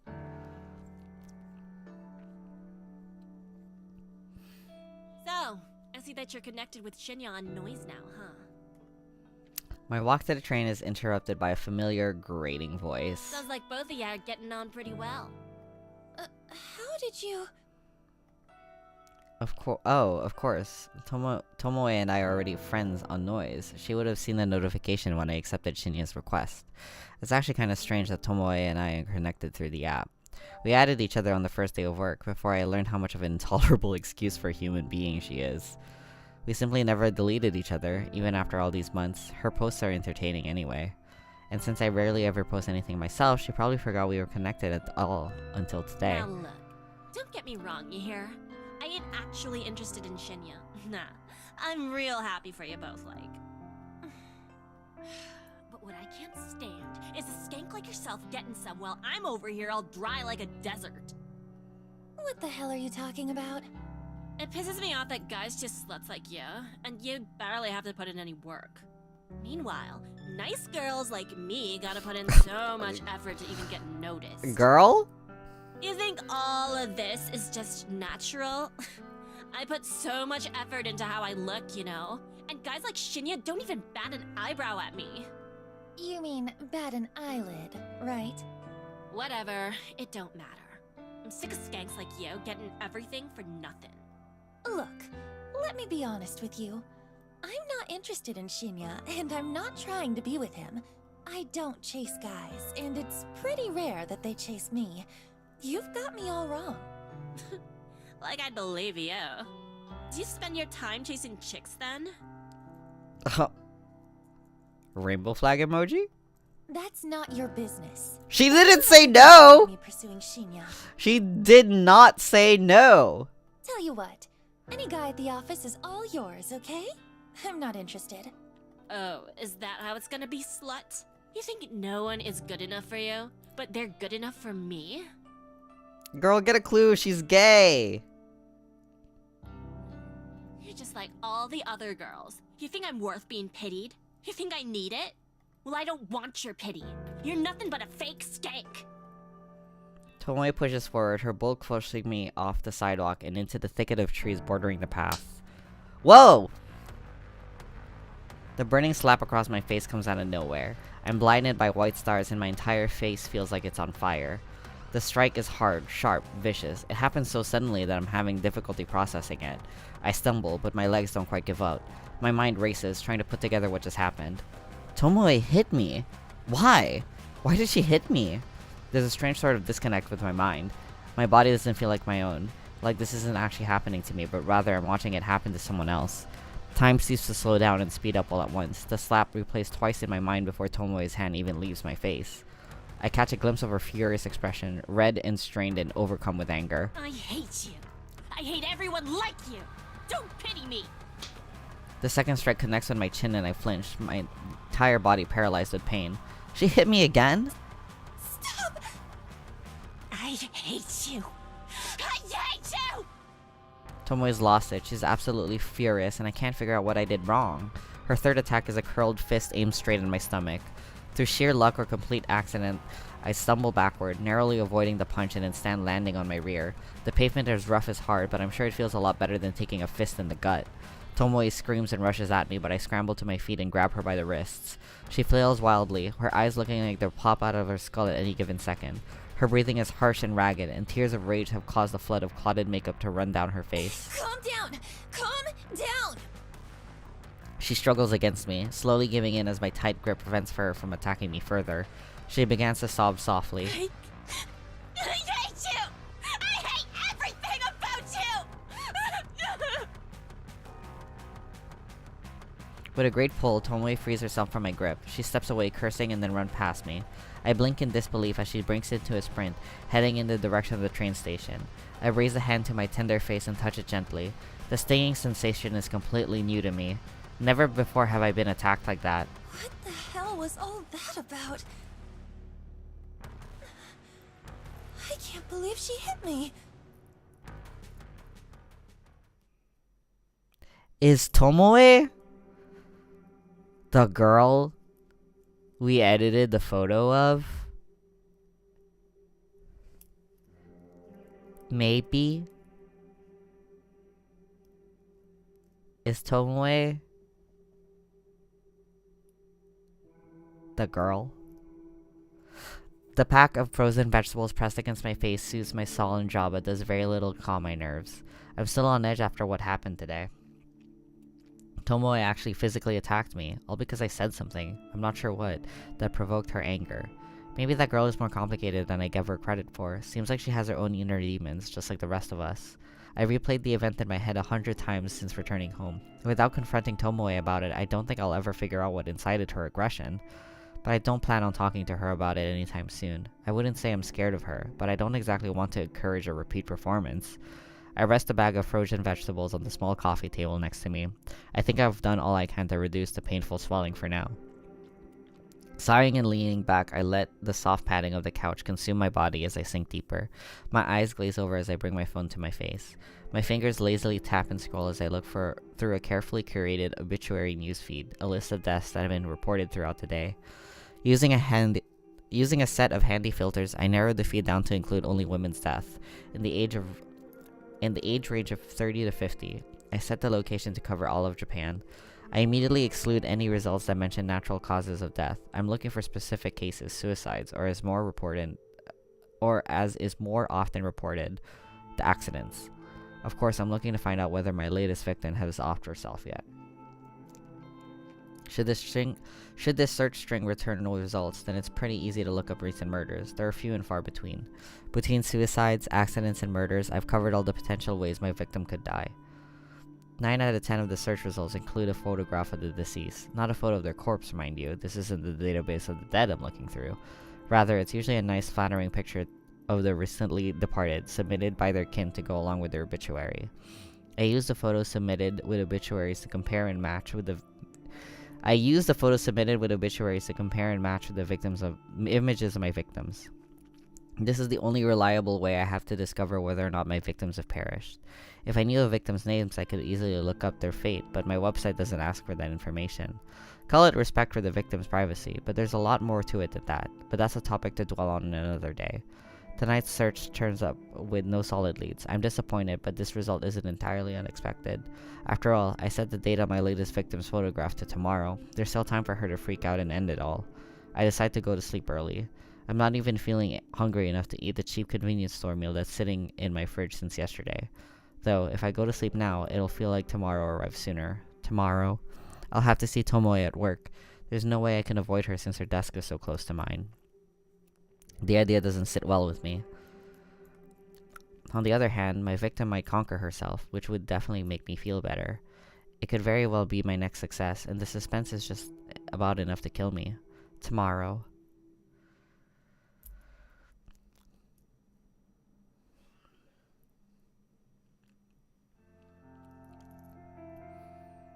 Wednesday morning! My typing is hesitant and distracted this morning. My fingers falter, misstep, and tap backspace repetitively. This is no good. I can't focus on work while I'm staring at the top of Tomoe's head popping up from behind a monitor a few discs away. Even my work playlist isn't inspiring me to pulverize the keyboard today. Normally, a blast of pure volume and a shot of caffeine is enough to carry me to the greatest heights of productivity. I press a finger to my pursed lips, trying hard to regain my focus. I absent-mindedly noticed that I missed the edge of my top lip when applying lipstick this morning. Damn, I'm really out of sorts today. At least I managed to apply some extra blush to cover up the faint bruising on my face. I might have overdone it a little, but it's better than looking like I just stepped out of a boxing ring. Good morning, Noriko! Boy, have I got some neat news for you! I'm so absorbed in my thoughts that I barely register Shinya standing in front of my desk. Noriko? Excuse me? Noriko? Are you in there? I sure hope nothing bad happens to this boy. I sure hope he's secretly a freak. Oh my god, it would be so great if he was secretly a freak. Huh? Fujikawa, Shinya. Sorry. Hi. Are you okay? Yeah, I'm fine. Tired is all. Oh, I hear you. I was up late last night. Boy, I must have been up past 10. Just could not put down this new crime thriller I've been reading. Oh, yeah, right. I was up late reading too. Your horror novels, right? Don't they leave you feeling a little scared before you go to sleep? No, not really. It's all fiction, so it's pretty easy to distinguish from reality. Is that so? Wow, that's not like my book at all. The crimes in this story are all based on real cases. My jaw hits the floor every time I turn the page. Uh-huh, yeah. Anyway, let me tell you this. Your friend Sato can take a data entry opening starting from Monday. She doesn't even need to interview. That's how much the boss trusts me. Oh shit. God damn. Do you wish it was that easy to get a damn job? Holy shit. I'm genuinely impressed with Shinya's ability to score Aoi a job. Say what you want about the guy, but the bigwigs obviously have faith in him. Wow, Shinya! I don't know what to say. Thank you. Thank you so much. Don't thank me yet. Sato is going to be worked to the bone. Hey Shinya, can you get me a job? Trust me. Well, anything will be actually, better I than don't your know. current Does it job. pay more than my current job? Really, thank you, Shinya. You came through for us. LOL. here. Well, I'm just happy to help. Hey, Noriko, can I ask you something? Sure. Shoot. Shoot! Oh, right. An expression. Alright, dude, calm down. Sorry, I just remembered this case in the novel I'm reading, where a police officer shoots at a perp only to... Uh-huh. Hey, you, wanted to ask me something? Right. Are you friends with Watanabe? I blink a couple of times. Tomoe? You're on a first-name basis with Oh, her. You girl! must be great friends. I mean, I wouldn't say... Listen, would you mind putting in a good word for me with her? Why? I'm kind of interested in... What? Taking her out sometime. But I could never ask her myself. What? So... Oh, cute! I'm stunned, gobsmacked, speechless. Shinya likes Tomoe? I thought he likes me. Is my intuition wrong?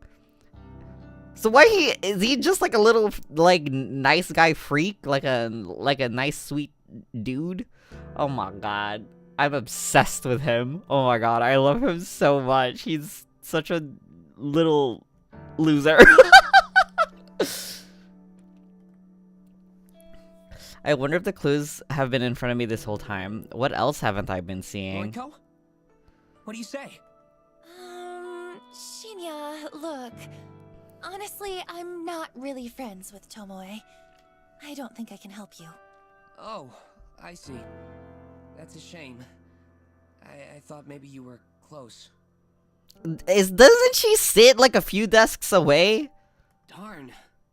I guess there's not much to be done, is there? Oh my god! He was just playing this entire time to get close to Tomoe! Is he seriously trying to guilt me? I have to hand it to him. I didn't think he had it in him. He's a little freakazoid! I love him! Well, I suppose you can just tell Sato to start work on Monday morning. Guess I'll see you around the office then. His tone! Shinya leaves, and I bury my face in my hands. Has this world gone mad all of a sudden? Shinya likes Tomoe, not me. It's not that I'm disappointed. Hell, I don't have feelings for the guy, but for him to be interested in someone vapid like her just blows my mind. To add insult to literal injury, Tomoe assaulted me yesterday. She had a vicious, violent side to her that Shinya doesn't know about. He could be in real danger if he pursues her. I'm completely unable to process what I should do. Shinya scored Aoi a job, and I'm truly thankful. Do I feel like I owe him one? Should I ask Tomoe out for him, or warn him about her? I need to clear my head. I decide to step away from my desk and visit the restroom. Oh my god. What is going on? Though I have no need to use the restroom, I enter the stall and lock the door behind me. Sitting on the toilet's closed lid, I lean back and exhale. I'm getting too caught up in office drama. That's what the issue is. It's unlike me. I'm supposed to be stoic, unflinching. It's my ideology, my entire identity. My emotions are better locked away than stitched on my sleeve. I'm Corpse Girl, for crying out loud. My purpose is bigger than all of this. I'm destined for greatness. The day will come when people fear my name, right? I shake the doubts from my mind and pat my cheeks. I'm doing all this for the right reasons. I know I am. If I start doubting myself now, I'll never see my mission through. An unfamiliar jingle rings out throughout the restroom, echoing off the walls. It sounds like a phone alert, but where did it come from? It takes me a few seconds to realize I have my own phone in my hands and it's vibrating incessantly. I must have grabbed it subconsciously from my desk when I stood up. The screen is lit up and the message reads, "One new article matches your custom filter. Dead body lol."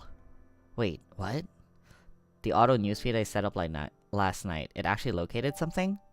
I hurriedly unlocked my screen and opened a certain app. The same app I was trawling through last night looking for obituaries. A little unread mail icon sits at the top of the screen, blinking and practically shouting for my attention. I hit the icon and read the information presented to me. Article posted online today, 11:22 a.m. Keywords found 3. Miss, accident, numerical data range 30 to 50. Image data found, yes. Wednesday, May 27th. Miss Akana, oh my god.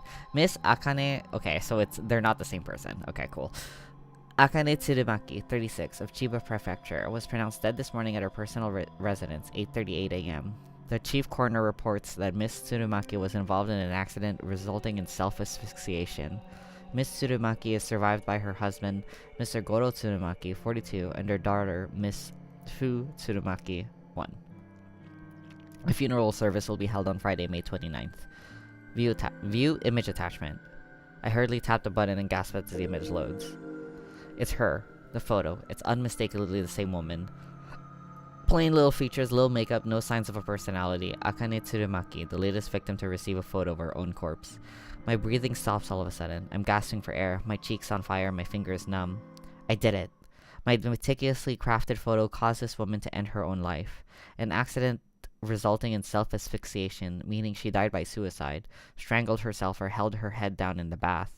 The news never reports anything as a suicide. It's such a taboo oh my god. It's such a taboo topic in this culture. Everything is always an accident. All this time, I've been trying to compel somebody to kill themselves. My corpse photo is constantly becoming more and more elaborate, more and more convincing and realistic. And now somebody has died again. Because of me. Because of Corpse Girl. I was right all along. I do possess power. I have the power to end lives through my work, my art. I've known it all this time, and I've finally proven it. Ruri Hatano's death planted the seeds of belief in my mind, the belief that Corpse Girl is more than a mortal being. And now, Akane Tsurumaki's demise has caused those seeds to bloom and blossom into pure certainty. Corpse Girl truly can end lives. It's a wonderful revelation, and it relieves my turbulent mind. However, I can't get my fingers to scroll back up to reread the obituary. My hands aren't functioning. My legs dangle lifelessly from the toilet seat, and my coffee from this morning is working its way to back up my throat. I feel the sting of tears in my eyes. Sweat trickles on my forehead, dripping down my uncharacteristically thick makeup. All of a sudden, I can't breathe. My lungs refuse to take in any more oxygen. I panic and fall forward, miraculously slamming my hands into the stall door to prevent my head from colliding with the floor. My nails scrape against the door's enamel paint, peeling chunks of green from the surface as I slide down and down until my head rests uncomfortably on the damp tiles. My eyes roll back and my tongue lolls out the side of my mouth, dangerously close to the tiled floor, but completely out of sight and mind. I taste foundation and blush, a little bit of sweat, and then nothing at all as the still air envelops my taste buds. My photo killed that woman. That woman killed herself because of my photo. My photo killed that woman. That woman killed herself because of my photo. My woman killed that photo of herself because of that photo of the woman who killed herself in the photo. My eyes begin to regain their focus and my stomach turns, heaves, and shakes, and warm coffee spills from my lips as I try to smile but only manage to gurgle. The gritty paint underneath my fingernails has a rough texture that I don't like very much. I feel queasy and ecstatic at the same time. It's a horrible, wonderful feeling that I could do without. So much for stoic, unflinching Noriko. Remember stoic, unflinching Noriko? This is her, writhing on the bathroom floor, her lungs working once more and her breath ragged and gasping, sucking in air like a mosquito sucks in blood. This is Noriko. Noriko with her grandiose fantasies of death and killing people without having to kill them at all, without having to leave her apartment because the outside world is scary and there are people out there probably trying to kill her. This is Noriko, me, the real me, acting tough and fearless when I'm crying on the inside, always sad, always miserable, always lying on the bathroom floor with my fists clenched and my phone resting in a puddle, and my life slowly spiraling out of my control. This is me. I did this. I killed that woman. She had a husband and a daughter, and some random person requested that I kill her, so I did. She probably didn't even do anything wrong. She looked boring. She must have just rubbed somebody the wrong way. Maybe she didn't even know what she did, just like how I rubbed Tomoe the wrong way and I don't know what I did. But Tomoe slapped me twice, hard, and it hurt, and it must have hurt that woman too when she strangled herself and killed herself. I killed her. I directly killed her with my indirect actions. She's dead now, and I'm alive. I'm still here, lying on the bathroom floor of the 14th story of Shinjuku's Temujin office building, and I have paint under my fingernails, and Aoi is going to start work here on Monday. But I did it. I killed her. Finally. After countless months of pretense, of false starts, of failures and disappointments, I killed somebody again. Corpse Girl strikes for the second time. And above all, above this grime and muck on the floor and tingling feeling underneath my fingernails, above all of that, this feels good. This feels so, so good. Blood has returned to my legs, the pins and needles have faded, and my toes quiver beneath my stockings and shoes. An electrical charge pulses down my thighs and dissipates through my feet. I manage to plant 2 hands firmly on the tiles and push myself up onto my wobbly knees. I suck in air and breathe all of it back. Oh my god. I suck in air and breathe all of it back out almost at once. I feel dizzy and a bizarre warmth is welling up inside my stomach and chest. She's crazy and I love her. I managed to steady myself enough to sit back on top of the toilet seat. With my feet planted firmly on the ground and my hand resting on my lap, I try to regain my sense of self. Go back to the cute boy office drama. I might have lost my composure a little bit upon reading the news, but who could blame me? Everything I've worked over the last year is finally starting to pay off. My second victim is dead. With this, Corpse Girl's popularity is sure to rise. More and more people will issue requests through my website. More and more people will receive corpse photos. And more people will... She killed herself. She killed herself! Oh, how I wish I could see the real body. If only I could see her mangled corpse drenched in sweat and finally at peace. I notice my phone is wedged between my wet fingers. I must have subconsciously scooped it from the full pool of muck on the floor. I try to ignore the sticky texture clinging to the screen. My fingers are no longer numb. I scroll up and reread the obituary article. Miss Akane Tsurumaki, 36, of Chiba Prefecture, was pronounced dead this morning. Dead. Pronounced dead. My breathing staggers once again. My jaw gently lowers. Involved in an accident. Hot steam clouds my face, resulting in self-asphyxiation. I salivate unconsciously, a trickle of moisture creeping down my chin and dropping on my lap. My cheeks are flushed, my vision slightly blurred. She killed herself. Because of me. She killed. I let out a gasp as my hips rise against my will. My toes curl, my legs stiffen, and my skin tingles. I lean back against the cistern, the cold porcelain penetrating the thin fabric of my clothes and chilling my burning hot skin. My eyelids flutter as my mind hazes over. I can't control my body any longer. All the anticipation of the last few days, the tension building in my muscles. I can't. My legs tense up, my knees buckle, my neck tilts back. A whispered gasp slips softly between my lips. My phone falls to the ground once more as my fingers slowly uncurl. The dull tink sound as it hits the floor is the last thing my foggy mind registers before I drift away. Girl just like gooned and then passed out. Horseshit. Whoa. Tomoe's brazen drawl snaps me out of my dead-eyed stare. Looks like you've been sleeping in the sewer. It suits you. I don't know what she's talking about. I can't really focus on what she's saying. Is this okay for YouTube? I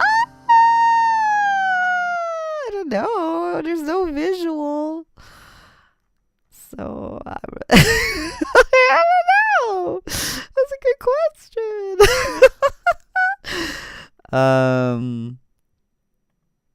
To be honest, I didn't think it was gonna be that crazy. And like it has a mature content description, but like, I don't know. I think it's whatever. It's probably fine. I realize I've been staring at my computer screen for about 20 minutes, rarely blinking. My mouth is dry as though I stopped producing saliva altogether. A dull throb in my lap causes me to cross one leg over the other in an attempt to get comfortable. You know, I'm talking here. It's rude to ignore your superior. I swallow in an attempt to moisten my parched throat before speaking in a cracked voice. Do you need something? Thought you should know that Shinya and I are gonna hit the town on Friday night. Turns out he's fancied me for a while now. In the end, seems like the better gal won, don't you think? Seems that way. Is that all? I can tell Tomoe is trying to get under my skin, but I'm honestly not in the mood to deal with it right now. I thought you'd be more torn up about it. I don't care in the slightest. Why don't you go sit back at your desk? Whatever. Hey, maybe I'll meet you after work again. Why? So you can attack me again? I realized my voice was louder than intended. A few people nearby tilt their heads quizzically. Tomoe takes a cautious step back. Your voice down, psycho. Stuff like that's between me and you. You assaulted me. I should report you to the police. Don't you dare. Lost for words, Tomoe turns tail and walks away. I sigh and lean back in my office chair. Why do I feel so exhausted? My mind flickers, piecing together fragments of memory from the bathroom a short while ago. That's right, I let myself get carried away in the exhilaration of my success. I temporarily stepped back. Oh my god. I temporarily stepped away from my own body and let my basest instincts take over. But I'm in control now. I'm myself again. I'm Noriko, stoic and unflinching. I'm Corpse Girl, successful and feared. I can kill people as easily as I could manipulate a photo. People like Tomoe should be scared of me. People like Tomoe shouldn't mess with me. I'm in control now.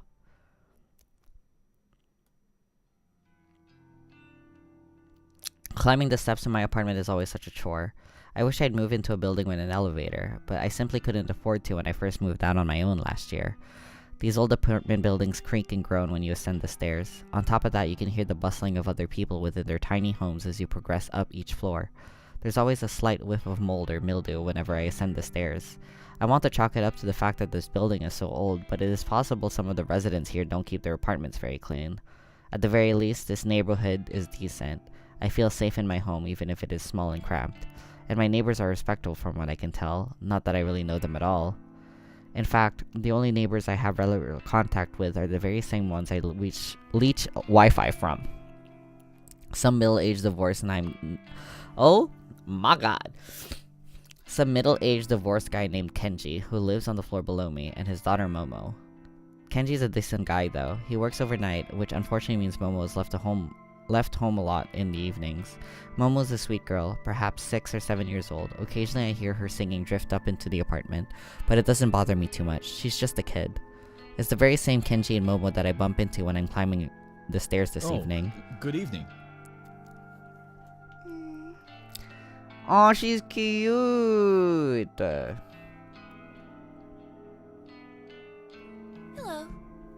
We're just on our way to get some dinner. Isn't that right, Momo? Yes. That sounds nice. I hope you have a good meal. Thank you. Say, are you feeling okay? You look like you've been in some trouble. There's dirt or something all over that side of your face. I tilt my head and reach a hand to my cheek. Sure enough, dry muck has blended into my makeup and caked over my face. It seems like my eyeliner has smeared as well. Is this from when I fell in the bathroom? Damn it, have I looked like this all day? Oh, right. I try to make up some lie so Kenji doesn't worry about me. I actually fell asleep on the train home, and I guess the seats were kinda dirty. Is that so? You should wash your face and do your makeup again. I can help if you like. I can't help but smile slightly at Momo's generous offer. Thank you, Momo. I'll be sure to wash up and make myself look nice again. You should go have dinner with your dad. The girl nods resolutely. Well, I hope you're okay at any rate. Have you been working hard at the bank? Oh, actually, I just work at the head office for the bank, so... Oh, that's right. Sorry. Data something, right? Yeah, data entry. It's a bit dull, but I'm happy enough. That's good. That's very good. I know it's hard for kids like you to get good work in this economy. When you find a job like that, you really have to hold on to it. When I was your age, I could only find cleaning work. I must have had a dozen different janitorial jobs. Before I met Momo's mother. I blink a couple of times. It's not like I talk to this guy often. Really, we hardly know each other. Still, I've never heard him actually mention Momo's mother before. Most of the things I know about him I've just pieced together from context. Mom? Of course, things are different now. I have Momo, and her mother isn't around anymore. Cleaning work doesn't cut it these days. I was really lucky to get into security. It means I can work overnight while Momo sleeps, and I can still take her to school every day. Security? Of course, now I remember. He did mention when we first met that what he does for a living. If memory serves, he works for a private security company. I assume he guards corporate offices or parking lots, something like that. Anyway, what was I saying? Oh, yeah. Hold on to a job if you like it. That's very important. Thank you. I'm happy at Temujin, so I plan to stay there. Very good. Oh, Momo was telling me earlier what she wants to do when she grows up. Weren't you, Momo? Dad? Come on now. Tell Nariko what you want to be. A scientist. Aww. Wow, a scientist. That's a great job. I'll be rooting for you, Momo. The girl blushes and hides behind her dad. She's inherited her mother's book smarts, I'm certain. She definitely didn't get her brain from me. Anyway, we're gonna get going. Enjoy your evening, Nariko. Thank you, you too. Bye-bye, Momo. Bye-bye. The two of them bow their heads and follow the rest of the stairs down. I continue up the next flight of stairs, reach the landing, and then turn the corner to enter my own apartment. The place is dark because I always make sure to cut the lights before I leave. I can't afford to leave any electricity running. My rent chews through most of my salary as it is. I flick on the lights and feel relief as the living room illuminates. My fateful couch and TV emerge from the shadows, and I immediately feel at home. After throwing my keys and bag onto the coffee table, I slump down on the couch. What a day.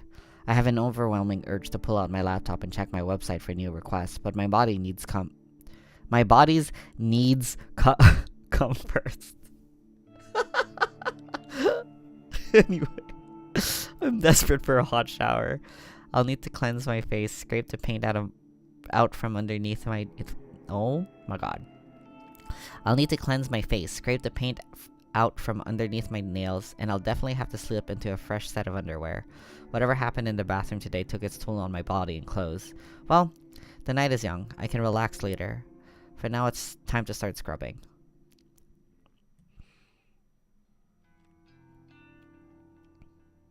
Thursday morning! The convenience store is a little more crowded than usual. The mundane chatter of business people, students, and workers buzzes in the air like a swarm of relentless flies. Throughout the drone of mingled conversations, I happen to catch a few interesting words here and there. Have you seen that one website? What do you mean by request a death? My lips curl into a half smile, half snarl. Since he always cheats, I thought I might upload his photo. And you think Corpse Girl really exists? To hear so many people talking about Corpse Girl's website is enough to make my nerves tingle. However, I know they're not talking about it because of Akane Tsurumaki's death. As far as I can tell, her death wasn't reported to the news as a suspicious case. The only source of information I could locate was her obituary, and that didn't mention anything about foul play, so there's no way anyone could know that Corpse Girl was involved. People are talking about the website in the same way they always have, like it's just an interesting topic of conversation, an icebreaker, one of those things you tell your friends to entertain them. And therein is my issue with the website as a topic of conversation. It's just an urban legend, a point of discussion that inevitably fizzles out and is forgotten. People talk about it, people visit the website out of curiosity, but very few people take action and request death. That's the part that annoys me. If people don't actively participate, how can I prove myself to the world? How can Corpse Girl claim her victims if there are no victims to be claimed? As long as the website is simply a talking point, a myth, an icebreaker, then Corpse Girl's ambitions will remain unfulfilled. To be fair, I haven't yet provided a compelling reason for people to take the website seriously. The death toll is humiliatingly low. I need to ramp it up and step up my game, for Corpse Girl's sake. Until I manage to do that, people will continue to simply discuss the website in hushed tones like it's some taboo fantasy that shouldn't be spoken of. But with some time and some more victims, soon everyone will know to fear Corpse Girl. Thanks to the constant drone of the convenience store, I barely register the quiet melody of a ringtone. Eventually, my ears become keen enough to pick it out and I answer my phone. Hey. Good morning, Noriko. Is this a bad time? Not at all. I'm at the convenience store. Oh, good. I wanted to catch you before work. No worries. I actually meant to call you yesterday, but the day got away from me. That's okay. I wanted to ask if you spoke to Shinya yet? I sure did. Guess what? What? You start work on Monday. You'll be doing data entry with me. We might even get to sit near each other. Oh my gosh. Really? Are you telling the truth? Of course. When have I ever lied to you? Oh, Noriko. I'm so excited. Thank you. Thank you so much. Does this mean I can quit the maid cafe now? Yup. Quit today if you can. Oh my gosh. Thank you. Thank you. Aoi, are you crying? I'm so happy. Making Aoi so overwhelmingly happy feels really good. I care so much for this girl. Her happiness is vital to me. It's vital to her. Yo, like this is the only person Noriko like shows any actual like care for. I owe you so much. And Shinya too. I know. I'll buy him a gift to give him on my first day. Do you think he'll like that? Yeah, I'm sure he will. That's a great idea, Aoi. What does he like? I managed to spill the answer to that without having to think twice. Crime novels. Oh, really? Oh, his dad is a detective, right? Okay, I can get something like that. Right now, I'm going to march into the cafe and quit. You tell him. Good luck, kid. Okay. Bye, Noriko. The call ends and I smile. Aoi sounded happy. I'm really glad that I could help her out. She deserves to be happy. I barely have time to select a can of coffee from the line of refrigerated shelves before my phone rings again. Huh? Aoi? Sorry to call again, Noriko. I just, something was bugging me, so... What's up? Did I, this is going to sound stupid. Did I thank you for giving me the job? She's so sweet! Why don't you trust her? I like her. I think she's trustworthy. I think... Oh, yeah, you did.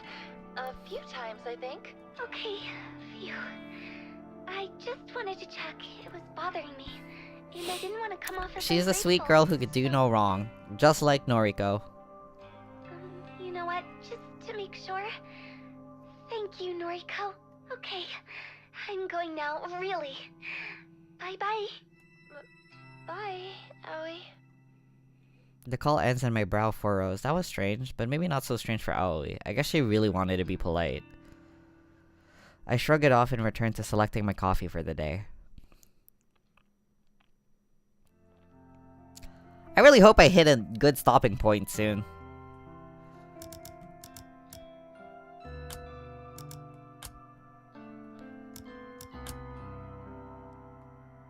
The office atmosphere is unusually somber when I exit the elevator. There are fewer people around than normal. Some executives I rarely see on this level are hovering around in one of the green screen cubicles to one side of the floor. I spy Shinya standing at his desk, talking quietly on the phone. He's nodding and bowing a lot, despite the fact that whoever is on the other end of the call can't see him. I want to ask somebody what's going on, but nobody seems to notice me arriving. I shuffle my way to my desk and sit down. I spend some time looking over a spreadsheet of today's tasks.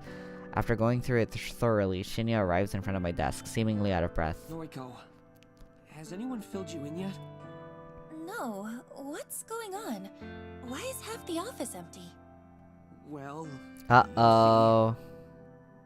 Somebody within the company died yesterday. Uh-oh. Oh? Somebody we know? Nobody you would have interacted with. She was an exec, up on the 21st floor. Apparently, she never showed up yesterday, but her coworkers just assumed she was taking a personal day. People started getting the news in the afternoon. She was involved in some sort of accident, and now she's... Dead? Shinya glares at me, his narrow pupils seemingly accusing me of being tactless. Yes. Dead. So, I mean, I get it's a tragedy and all, but how does this explain where everyone is today? You should have received an email sent out by HR this morning. Basically, everyone is being offered professional grief counseling. Seriously?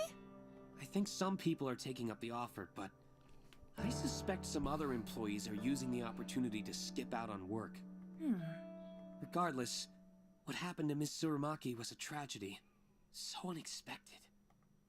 I blink a few times, getting ready to turn back to my computer. Miss Tsurumaki? Wait, what was her name? Huh? Ms. Tsurumaki. It should be in the email. She had a young daughter and everything. It's really sad. Akane Tsurum... Whole... Oh...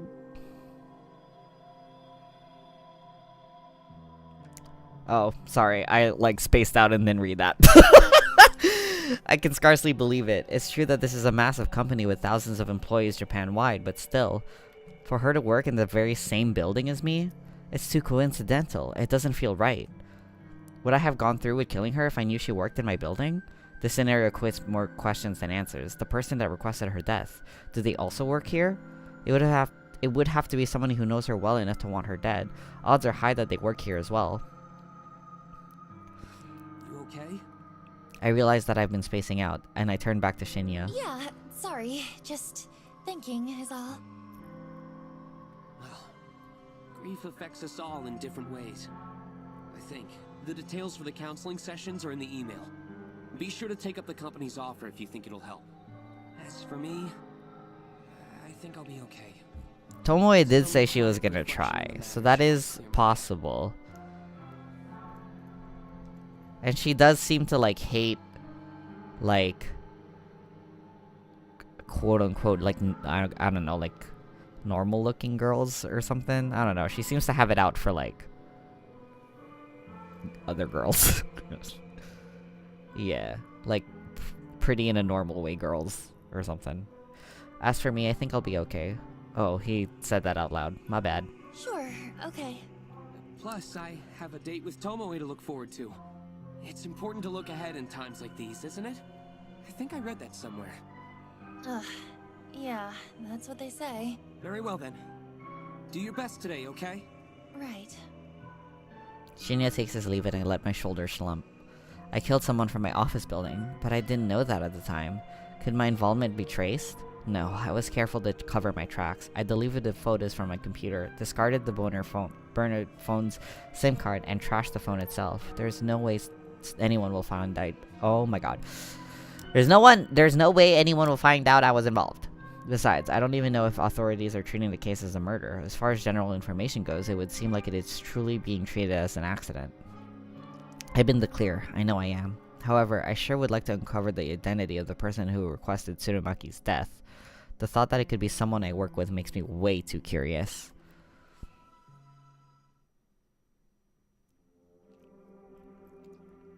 Despite work being eventful this morning, the rest of the day passed quietly. Even Tomoe kept her distance from me. I wonder if I scared her off when I casually mentioned reporting her to the police.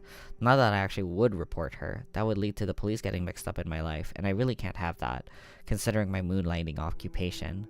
Especially now that I know I have a connection to Tsurumaki. I brushed my hair in front of the mirror in my bedroom. I removed my makeup and revealed the ever-so-faint bruise on my cheek, the fading token of my fight with Tomoe. Since the night is rather cold, I decide to snuggle up under the covers in bed with my laptop. I crawl into bed and pull the plush blankets up over myself. The warmth and softness is immediately comforting, and I have to fight the urge to not fall asleep here and now.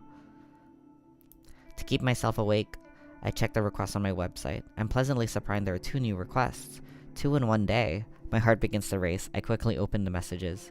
The first message reads, today, 11:14 a.m., victim's phone number, image attachment not found. That doesn't help! No image attachment? What? I thought I configured the website to reject requests unless an image is attached. This is really irritating. I got my hopes up for nothing. It takes me a second to remember that there's another request waiting. My optimism renewed. I hurriedly click into the unread message. 5:06 p.m. The victim's phone. Downloading image attachment. Yes, this requested has been submitted correctly. The image is loading before my eyes. The new victim is male, early 20s. He's fit and athletic looking. His clothing is casual, so it's impossible to infer what kind of work he does. The photo of him is pretty simple. I don't know if he uses it for his noise profile or if it's an ID photo of some sort. Either way, he looks like a very happy person. I'm not so naive to pretend I can't guess at the reasons this guy is wanted dead. Perhaps an ex has suspended his details after a bad breakup, or a jealous sibling wants him out of the picture. People's motivations are purely selfish. Requesting the death of somebody is guaranteed to be motivated by self-interest. So why did someone want Tsunumaki dead? She was so plain looking, so uninteresting. She didn't look like she was capable of even thinking about wronging somebody. Did somebody want revenge on her? Or did someone simply find her so dull that that the thought of removing her from the planet seemed appealing? I am to rub my own thoughts and return to the task at hand. Dwelling on a past victim won't do me any good if I want to continue my streak of success. This new guy is attractive. It's almost a shame to have to chop him up. Well, we all get what's coming to us. No sense in trying to avoid scarring a pretty face. Beauty is superficial anyway. I know that as well as anyone. No one deserves to be spared just because they're good looking. Beautiful people should suffer as much as anyone else. Beautiful people do suffer as much as anyone else. Take Aoi, for example. She's gorgeous, absolutely stunning, and definitely my type. She okay, it's not even it's not subtext. It's literally just text. It's just text. Okay. She's gorgeous, absolutely stunning, and definitely my type, but she suffers endlessly at the hands of cruel stalkers and patrons. Everyone suffers, beautiful or not. We all cop the crap we're dealt. So why fuss over a beautiful corpse? This guy, or Aoi, or even Tomoe on a good day, beautiful people die the same way as the average person. The guy on my computer screen probably doesn't even deserve to die. I'm sure there's some petty reason his death has been requested. But I take all requests seriously. I won't turn a single one down. Corpse Girl's convictions will pave the way to her fame. With a smirk and a lick of my lips, I get to work. I've got a nice clear photo here, so I can go all out on the request. I head up the DD, the database of the deceased, and spend some time selecting a suitable base image. I hesitate between choosing an image of a corpse with a knife in its throat, or a body soaking in the bloody bathtub with its wrist slit. Either image would do fine, but I really want something special for this latest victim. After all, I have to top my last success, right? Another 5 or 10 minutes pass until I gasp at coming across the perfect photo. Thanks to my clever use of tags and filters on the DD, the image matches my victim's description perfectly. I think we're supposed to hate her, but not gonna lie, I think she's really cool. I think she's really cool. 20 to 30 years old, athletic build, male. The corpse's legs are severed below the knees, bloody stumps leak their vital fluids from on high. The body is hanging from a set of power lines on some suburban street. It's perfect, beautiful even. It will help me create a beautiful death for a beautiful person. I don't have to question the story behind this photo. I wonder if the police ever investigated and discovered what happened to this sucker. Well, regardless, this will serve my purpose. I download the highest resolution copy available and save it to my hard drive. My fingers trace along the computer's trackpad with practice movements, clicking and tapping and dragging at random intervals. The night carries on. I think I need to wrap up, y'all. I was really hoping that I would hit like the end of the chapter or something, but I don't think I will. I think this is probably gonna go on a little bit longer, so we're gonna save. But damn, crazy ass game so far. Oh my god, crazy ass game so far. I kind of adore it. But I'm not actually sure if I'm gonna stream this game again. One, because I'm scared it's gonna get like crazy, like not good for YouTube crazy. So this might be it. I might not be able to stream this game again.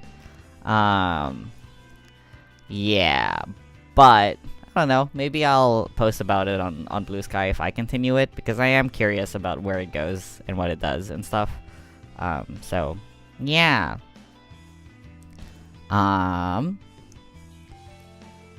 It's also, I was kind of hoping that there would be less text to read, like less text for me to read and more voice acting.